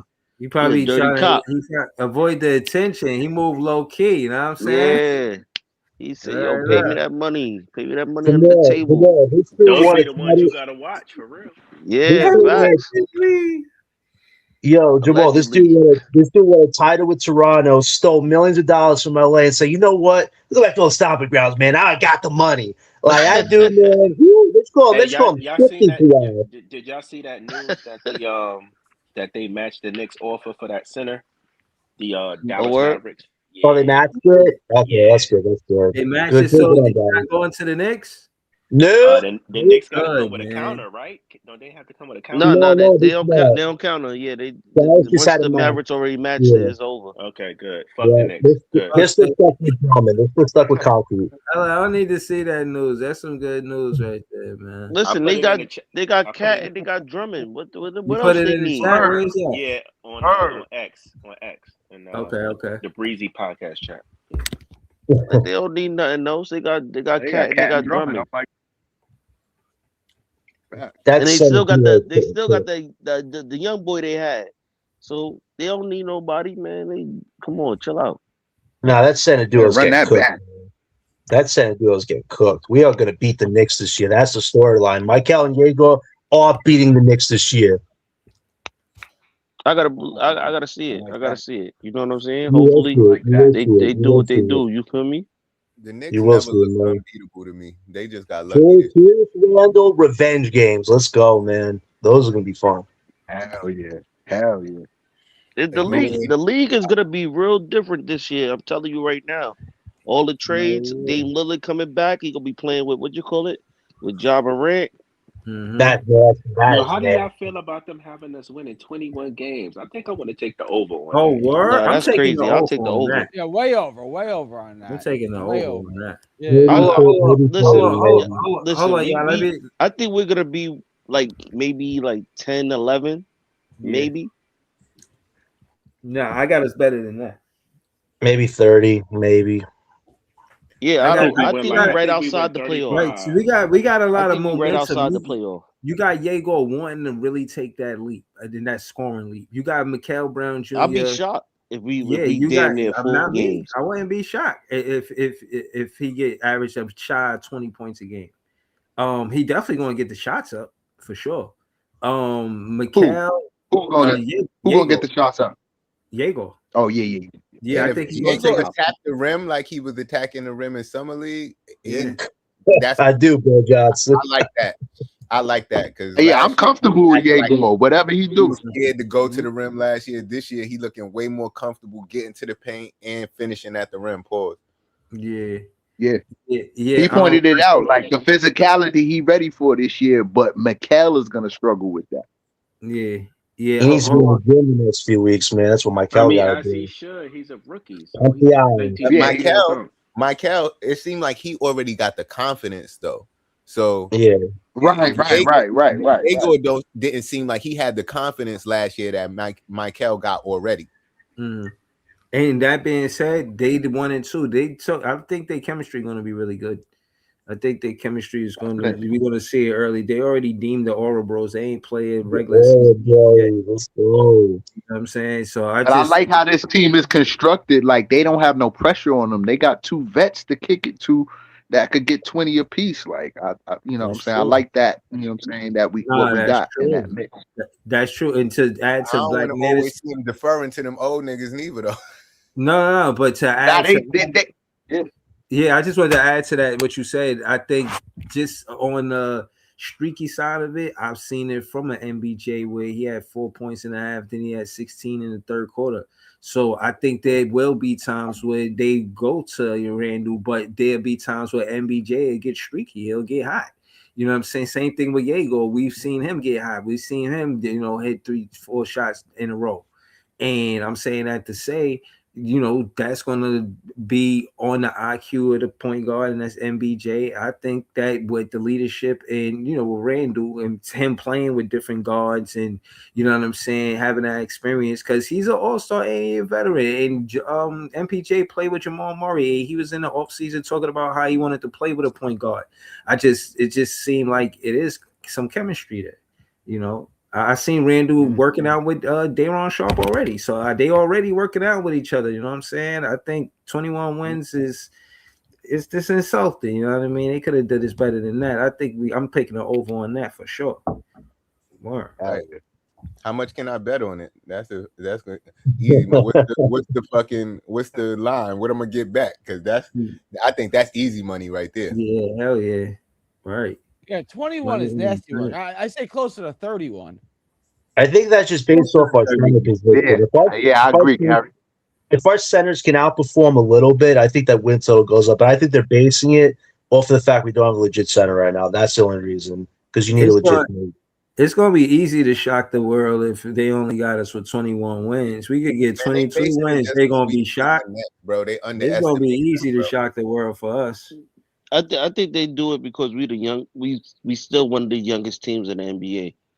What y'all think about Money Mike comment? He said Killer Kells over under 14.5 points per game.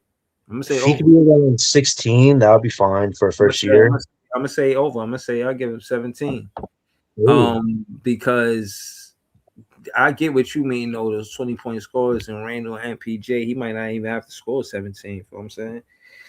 It's going to be a balance. That when you think about this lineup, Money Mike, it is a very balanced offense because you probably get just shy of 20 out of your 1 and 2 because the assists, they both going to have assists, and you get over 20 with MPJ and Randall. So yeah, it's gonna be balanced. So I'm gonna say you kind of right with that number of 14 and a half. But if I had to say over, I'm gonna say over, maybe 15. When you say balanced, I feel like Mikal and Diego are gonna pass the ball too much, and MPJ and Randall not gonna pass the ball at all. So that's balance. That's type of balance you mean? Nah, this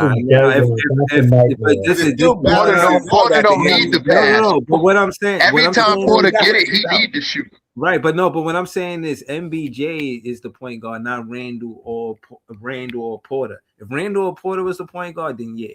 But the fact that the decision is going to come from the point guard or how he facilitating it, like he going to know if before I got to the NBA, I did hear last year that if we swing the ball to MPJ, I ain't going to get the ball back. So let me not pass it to him first. You know what I'm saying? Because if I pass it to him first, we ain't going to get it back unless it's a rebound. You feel what I mean? So I imagine he knows that being on the Brooklyn Nets. So I don't think that's just going to be his first pass unless he's just incredibly wide open or something. Yeah, if he's wide open. No, yeah, but other than that, I think MPJ coming down the court, he tried to do a P&R with Randall, and then maybe you could get Randall doing some, I don't know, setting the screen for MPJ for the 3.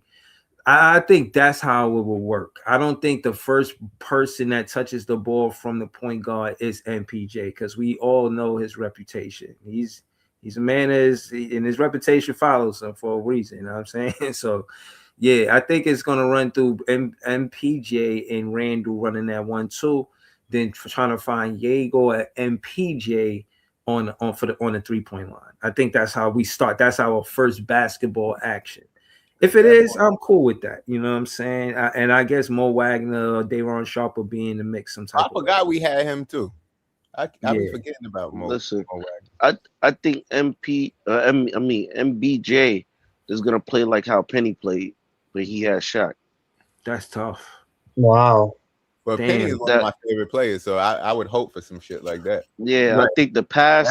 We can only pray. Mm-hmm. I think the pass is gonna be like low key shocking. I see a bit of Howley to Michael's. Y'all seen Mikal had on them sneakers, right? I thought them. I was waiting to talk to you about it. The 3D print sneakers, $250 Adidas. I thought they were going to be Darren Peterson sneakers. I don't know if they are Darren Peterson sneakers, but Adidas didn't put no name on them yet, and they got both of them playing in them. So he might have his own signature Adidas coming soon. So Jay, I was actually waiting to talk to you about that.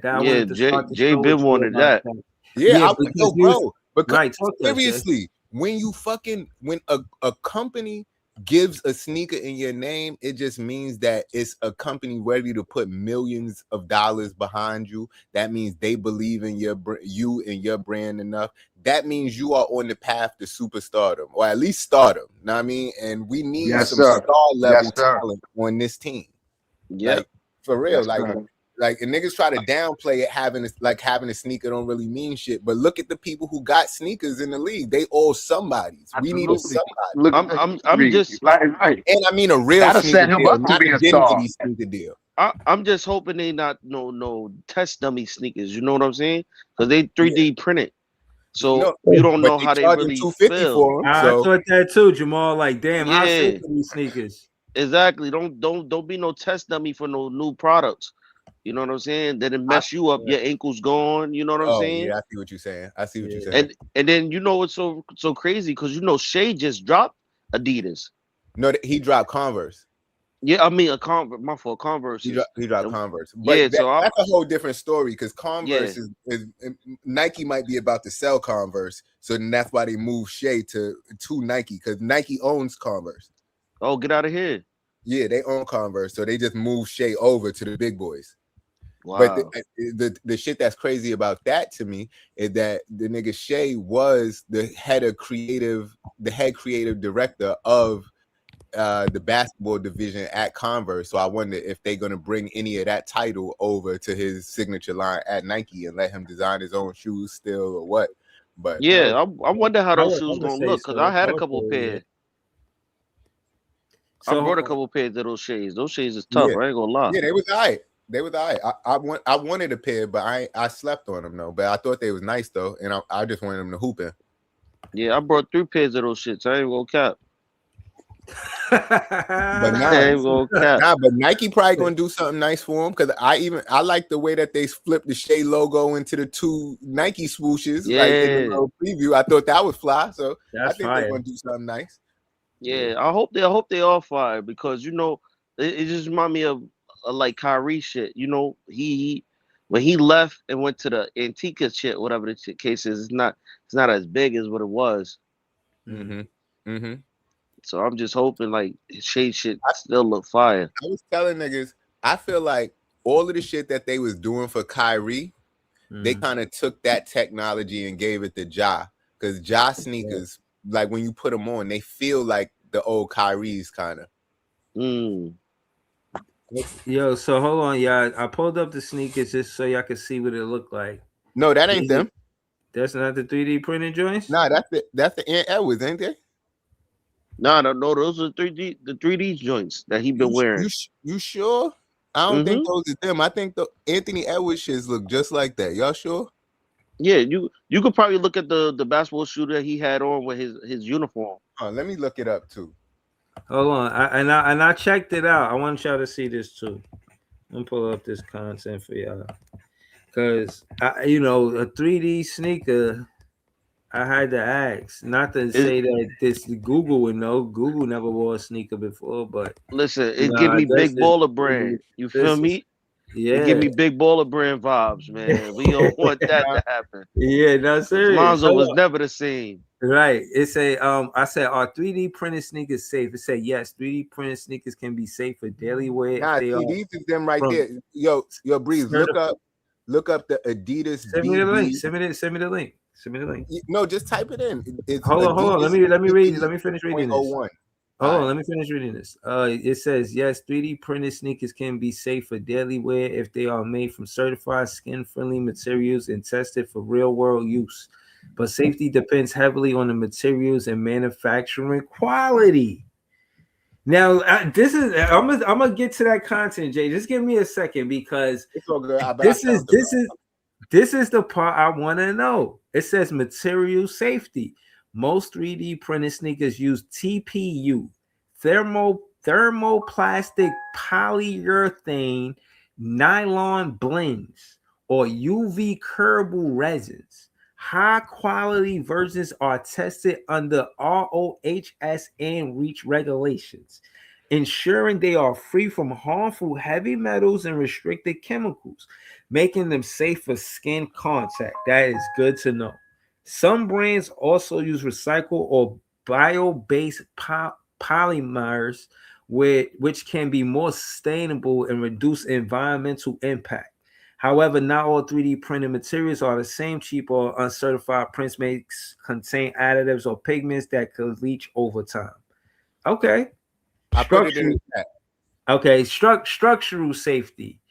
3D printed sneakers often use engineered lattice midsoles that flex under pressure and rebound naturally, offering better support and less fatigue than some traditional foams. This structural design can improve safety by reducing foot fatigue and improving stability. Okay. Durability and long-term safety. While 3D printed sneakers can be safe, their lifespan is shorter than traditional sneakers. Typically, but if you're a ball player, you can always get new sneakers. Typically, 3 to 6 months for daily wear, 6 to 12 months for casual use, and 1 to 4 months for high impact sports. So he had the same sneaker for 4 months. That's good. You know what I'm saying? Over time, repeated compression can cause lattice collapse or material softening, which may affect performance and safety. Okay. So this shit seems safe. I'm gonna get to what Jay was talking about right now. But the poll is Peyton Watson 50%. 50% saying yes, 50% saying no. We undecided on the Peyton Watson trade. Okay. Somebody give me one more vote either way. So we could be on one side of it, you know what I'm saying? But it's close. It's close as 50%. Don't get no closer than that. This is the sneaker. This the 3D. This is what Mikael Brown is wearing. Yeah, that's the they knew $500. Oh hell no! They not out yet. Retail price is $250. Well, retail price is gonna be $250. So, but why they feel like they could sell it for more than a regular sneaker? 3D print is supposed to be better than a regular sneaker. It's new technology. Oh, no, it's like remember when phone posits first dropped and niggas was like $200. That's a fact. Yeah. That's a fact. When phone posits first dropped, niggas was like, what? Because kicks was like 140. I ain't gonna lie though. These shits better make me play like Mike as soon as I put them shits on. But hey, I'm just saying if they believing in the young boy to put these on the young boy as one of the people that's showcasing their new product, know what I mean? To me that seems like they believe in him. But I seen Darren Peterson in them first, so I thought they was gonna be his shoe solely, but they got MPJ in them too, and he repping that Adidas hard. I'm a checks over stripes type of guy, but hey, fuck it. Yeah, that would make sense. That would let me ask you a question, because Player One did bring this up, and I heard people talk about this in spaces earlier. Do y'all think Jody would start MPJ, or you think he might not start him this season? Michael, hold on.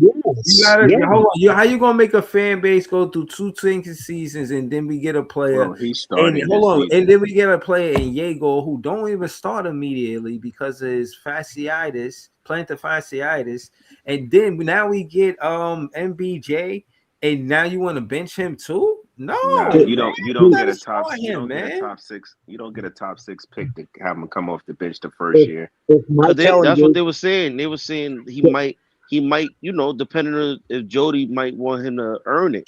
Jamal, the best thing is to start that duo together. Their chemistry is natural right now. They both want to lead this team. You got to let that play out. If anybody is starting with Michael Brown, this is a complete waste of everybody's time right now. I just wasted 2 hours, 37 minutes defending the future of this team with Michael Yago. You're not going to start him? Come on, man. What am I doing here? Like, that can't happen. That just can't happen. Who do you start over him? Like, I mean, they was talking about like Nolan or Ben Saraf or Keon Ellis. The coach to go off of what he sees in training camp and make the right decision. That's crazy. Ben Saraf is horrible. He has a 35% field goal this summer and a 20% 3-point percentage. That is nasty. Starting him. Come out people will call for the destruction of the franchise. Because they saying it all depends how he looked during training camp. One mic, yeah. They were saying how it all. No, I'm just saying they just said it all depends how he looked during training camp. Because let's say he get outplayed by certain like Nolan Trier or Ben Saraf or whatever the case is, or he's making a lot of mistakes. I don't think no one playing Mikal. What I'm saying is, I still, my thing is, I'm giving him that elbow room to make mistakes. I'm not penalizing him for making a mistake. You gotta get back up. It's not how many times you fall down, it's how many times you get up. Like I'm telling him to get up. If you fell down, get back up. You know what I'm saying? I'm not subbing you out. Like, I don't know, man. Let me ask you, Breeze. A lot of people don't want to hear it, but Mikal is by far the best talent the Nets has drafted. I want to hear it. If you get benched, why is it the worst thing in the world? Like, if you why? But it's the 6th pick. Look what I'm saying. Look what I'm saying. But they can say even Yago might start over him. If Nolan is playing better than him in training camp, he don't get to start at the beginning of the year, right? How did that take away from his long-term future? Like, no. I'm talking about right now, not necessarily a hypothetical. Nolan Traore scoped his knee, so you don't rush him back. You know, you don't put him in a situation where, like, I would have this conversation or entertaining more so if Nolan never scoped his knee. Like, he had a whole knee surgery. You know, I'm not forcing him to start because he was the starting point guard last year. And he was like the 33rd pick or some shit. I'm exaggerating, but I'm just saying, no, I got my 6th pick. I'm starting him for sure. No, my 6 and 8 pick, that is automatic. And no disrespect, but I mean, outside of Yegor, there ain't no guard on the team that's better than Mikal at this point. Even in his worst game, which was against Houston, he's clear he's just leagues above all our guards. Like, a lot of people don't want to hear it, but realistically, since moving to Brooklyn, not accounting for trades, this is by far the best talent that the Nets has drafted. Yegor probably to be determined, but he is by far the best talent that we have ever drafted with a lottery pick. One thing Mike bar none. The one thing Mike has Hold on, John. Because Brooklyn LM just got on the panel, so I just kind of want to hear more from Brooklyn LM. Bill Johnson in the chat said Brown could be Nets Harper. How you feel about what he said with the comment? I mean, he could be our own version of Dylan, probably. Right. But I don't know about him being Dylan Harper. But if he's our own version, at the beginning, did he? Nah, he never started. And he came out fine.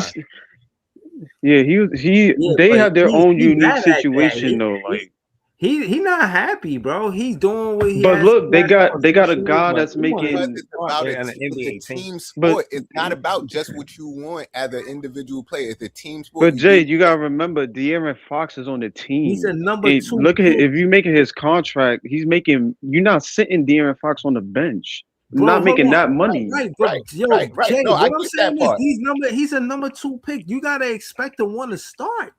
Yeah, like a number 2 pick. What you expect? It's about the team. Yeah, to be fair, he should start though. Listen, if Dylan Harper was out there when De'Aaron Fox was out there, based on that mentality, and putting De'Aaron Fox out there because you come off the bench for Fox, that's why they lost. For that very reason. Because optics will show you that, this is maybe how I started, but just my eye test, Dylan Harper is playing better than Fox. If he would have gave him more minutes, he would have helped the Spurs beat the Knicks. That's a fact. And I'm only saying that to say that we don't have that situation where we got a point guard in front of Mikal Brown Jr. that's that good. Nolan Traore ain't that good to be starting over no damn Mikal Brown Jr. Oh, your favorite player last year. Bro, because he was fast and all of that. But no, I'm just saying, look, the only reason why I'm saying it, Pete, the only reason why I'm saying it that way, we saw that Yegor took a leap from last year to this year, correct? True.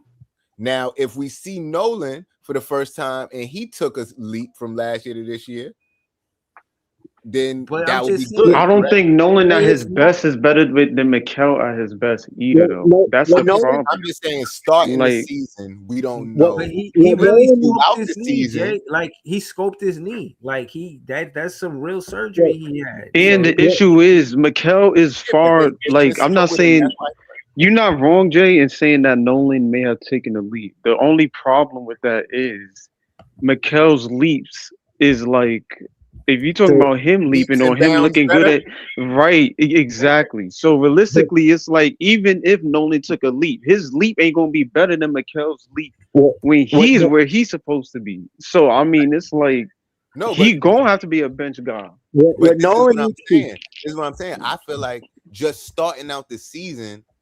Like, if he's better than him starting out the season, I don't mind who comes off the bench and who plays. But going forward, yes, I do think MPJ will be a better player than Traore. But we don't know.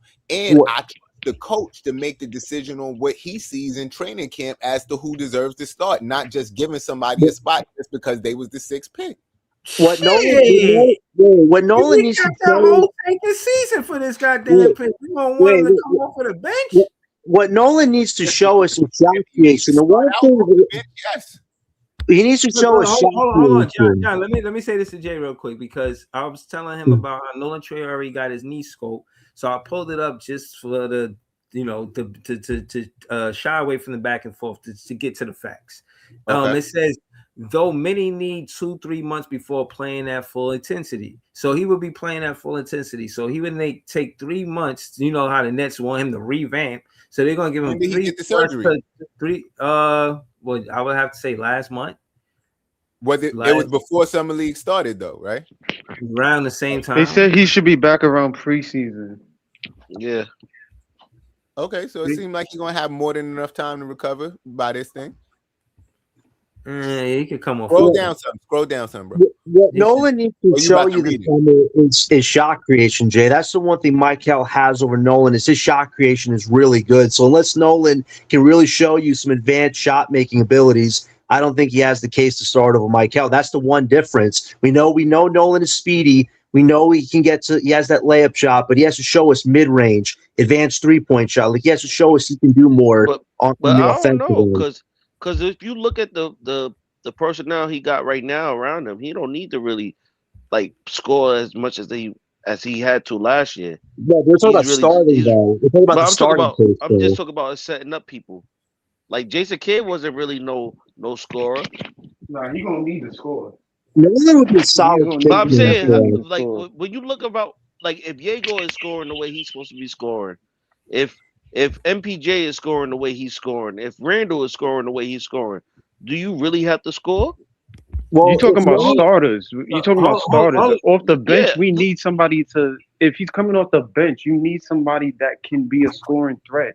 If he takes a scoring leap off the bench, that works in our favor because now you got to. Now you got to. He's not starting. I don't think he's starting. But to Nolan's point, if he's a good scorer coming off the bench, with his speed, with his ability to get to the rim, that helps in our favor. Because now, if you take Mikel out, you got another guy that can't help along Yegor. So I mean, realistically, that works in our favor. I do think Mikel is the starter, though. I don't think Nolan is. I think he's a starter. Right. So hold on. Look. I'm not to cut you off again, John. But look, it's Jay. It says sports demands basketball, jumping and cutting and requires strong, stable knee. Rushing can risk re-injury. So you know the Nets, they're gonna play it safe. They're probably gonna give them instead of 3 months, they're gonna give them 4 months, maybe 4.5 months. So it's not necessarily to debate your point. I'm saying he's not even healthy to compete for the starting position. Bro, the shit say 8 weeks. That's 2 months. And are we doing the general hospital segment again, please? 2 to 3 months. I'm telling you. Where you just had it on the thing. It said right here. Look, 2 to 3 months, depending on surgery type, healing progress, and sports demand. So then I scroll down to sports demand, and it say basketball, jumping and cutting requires strong, stable knee. Rushing can risk re-injury. So yeah, at 2 months they could say you could play, but wouldn't that be rushing the risk re-injury right at 8 weeks? So you're gonna make it 3, maybe more. So that's why I said 4.5. But case the season started, and Mikel. I mean, I'm finding reasons for Mikel to start. I ain't asking. I know you is, but I'm just last to see him come off the bench. Like, man, hell no. Yeah, we're doing. But that's the part that be killing me about your stance on that, because you telling me if Jordy is watching them in practice and saying, damn, Mikel out here, and not saying this would happen, but if he's looking at the practice and saying, damn, Mikel is getting cooked out here in practice and they just playing so much better, but I'm gonna start him just because we picked them 6. No, I'm not. Fuck that. It don't matter if he's getting cooked. No, this is hold on, Breeze. This is a stretch, right? Right, Brooklyn Ellen. I just want to say one thing. They calling them the Aura Bros for a reason. That's where I'm getting my stance from. Not no hypothetical what they seen in the summer league. Like, I need to see them start if they're gonna play like they playing in the summer league. But go ahead, Brooklyn Ellen. I think what Breezy point is, that's like saying if we drafted Cooper Flag, but MPJ is playing better than him in training camp. So it's like, oh nah, you gonna start and we gonna sit this nigga on the bench. It's like it's kind of but like look, you yeah, just what? said it. You just said it though. They drafted Dylan Harper, but they had De'Aaron Fox, who's making a lot of money. So Dylan Harper had to come off the bench. That is basketball. But no, I just think it was an influx at the guard hold on. position. I don't think it's because necessarily of like that's the Spurs' the talent level. getting all of those draft picks. Right, for a championship team. Hold on. That's probably like winning the lotto. The chances of a number 2 pick coming off of the bench can only happen with the Spurs. If any other of the 29 teams would have drafted Dylan Harper, he will be starting. Like, true. Oh, I might be exaggerating with 29 teams, but you get my drift. He's a starter in the NBA just because you're a number 2 pick. That's a fact, bro. You not for the most part, unless you're trash. You are supposed to be a starter if you are 1 through 6, though. That's why I will get Breezy. Like you're supposed to be a starter. Like Con Knuckle was starting. Like why 1 through 6, not 1 through 7, not 1 through 8. Well, if you in the lottery, you are supposed to start. At your position, what you needed. If you said 1 through 5, I'd have let you go. But 1 through 6 don't even make sense. 6, why 6? How? Because 6 is a weird.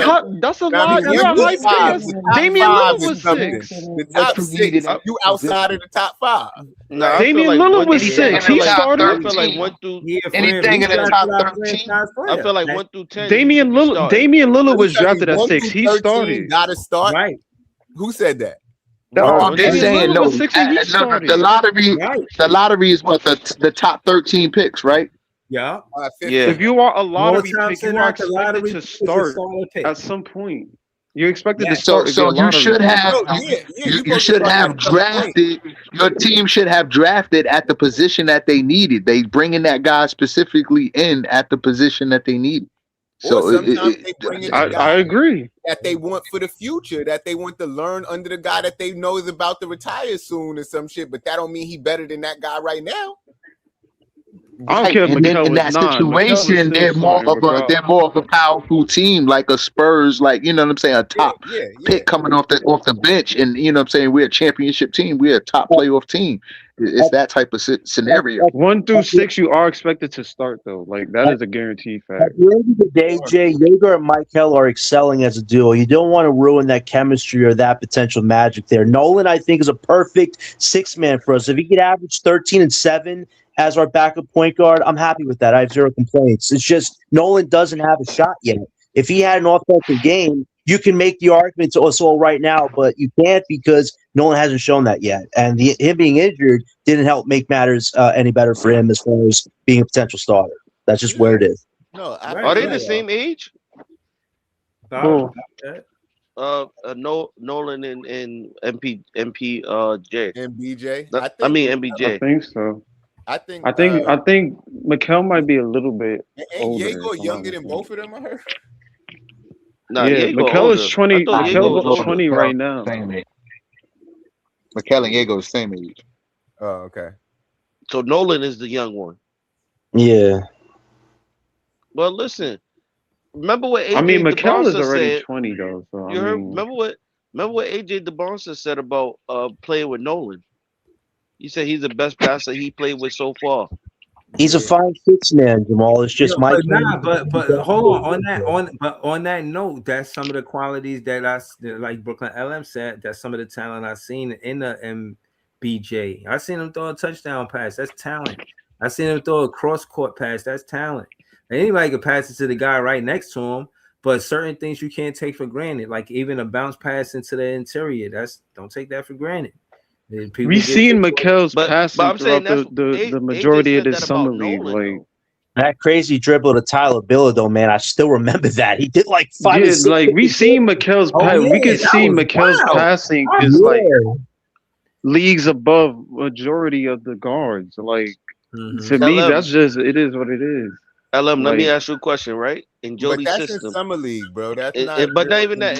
It's not. But system, that's also talent. That's also talent, though. Like they're playing because that's the talent that they are. Like Yeah, it's summer league, but at the same That's time, Mikel can't go out there and not play like how he's not supposed to play.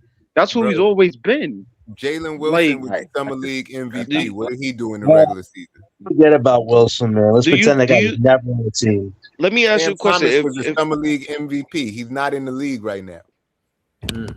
you don't think Jody might stop a little bit of what Mikel is?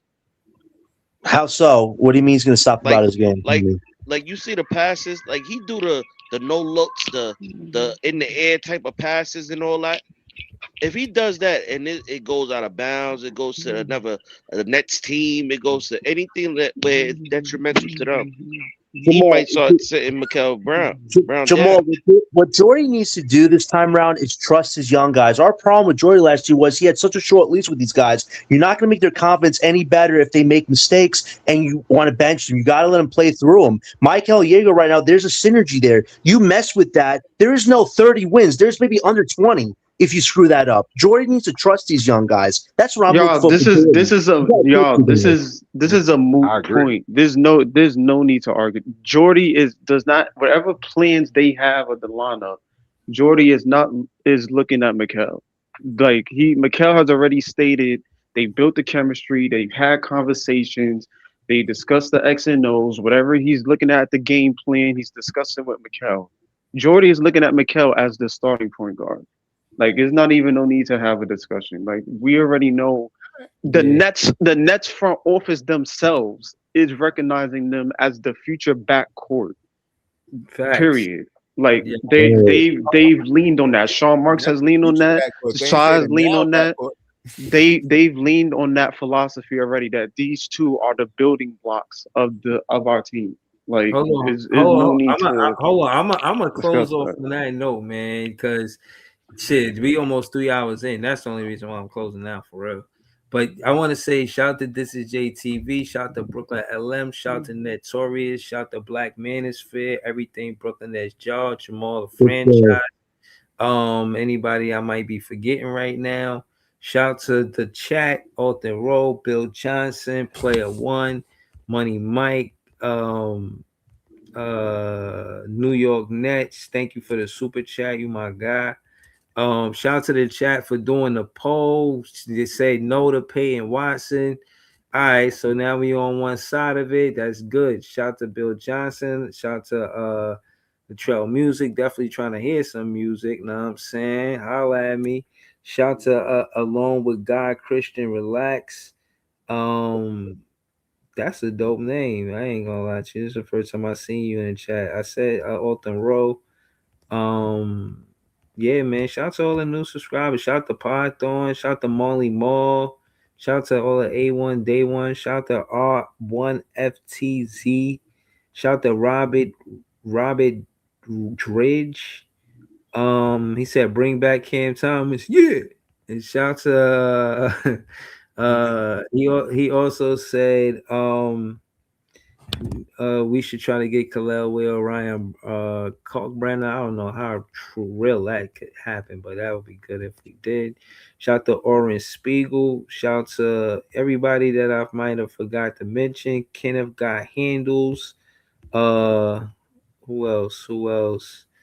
Man, shout out to all y'all, man. Dennis Milton, man. RC the man. Yeah, Devil DA and J. All y'all, man. All y'all. X the Ruler FN. He reminded John was in the chat. He said, I turned smoke into truth. Sorry. I do, John man. Mark I is the do. funniest shit ever, man. I'm telling you, man, we can turn anything into solid gold, man. John It's Marks good. is hilarious, man. I'm gonna laugh at that every time. They family, man.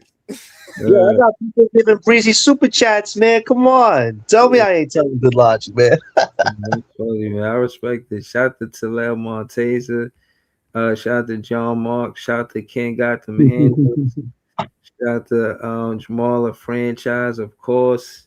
Shout out to King Jordan, Down Under Dunker. Yeah, man. I think that's everybody that was. I don't think I missed nobody, man. If I did, I apologize. You know, Gary. Gary, for sure. Gary was on the panel. Leaf Joey. came here mad as Joey, hell. I tried to Leaf. get Durant on the page, on the team. Shout out to Scott. I see you live. Shout out to Scott. Subscribe to Scott. Subscribe to my page, man. Subscribe. And if y'all got any content y'all want me to do, let me know. I'm gonna be pulling up for the recap. They play at 4:30. I probably won't recap until night. It'll be earlier than 12 o'clock or some shit like that. I'm gonna try to do it early as possible, maybe 9. I probably could do it early as 9, 10. Yeah, man, I'm gonna try my best, man. Yo, but thank you guys, man. Nets fans is the best fans. We're gonna be back after the recap.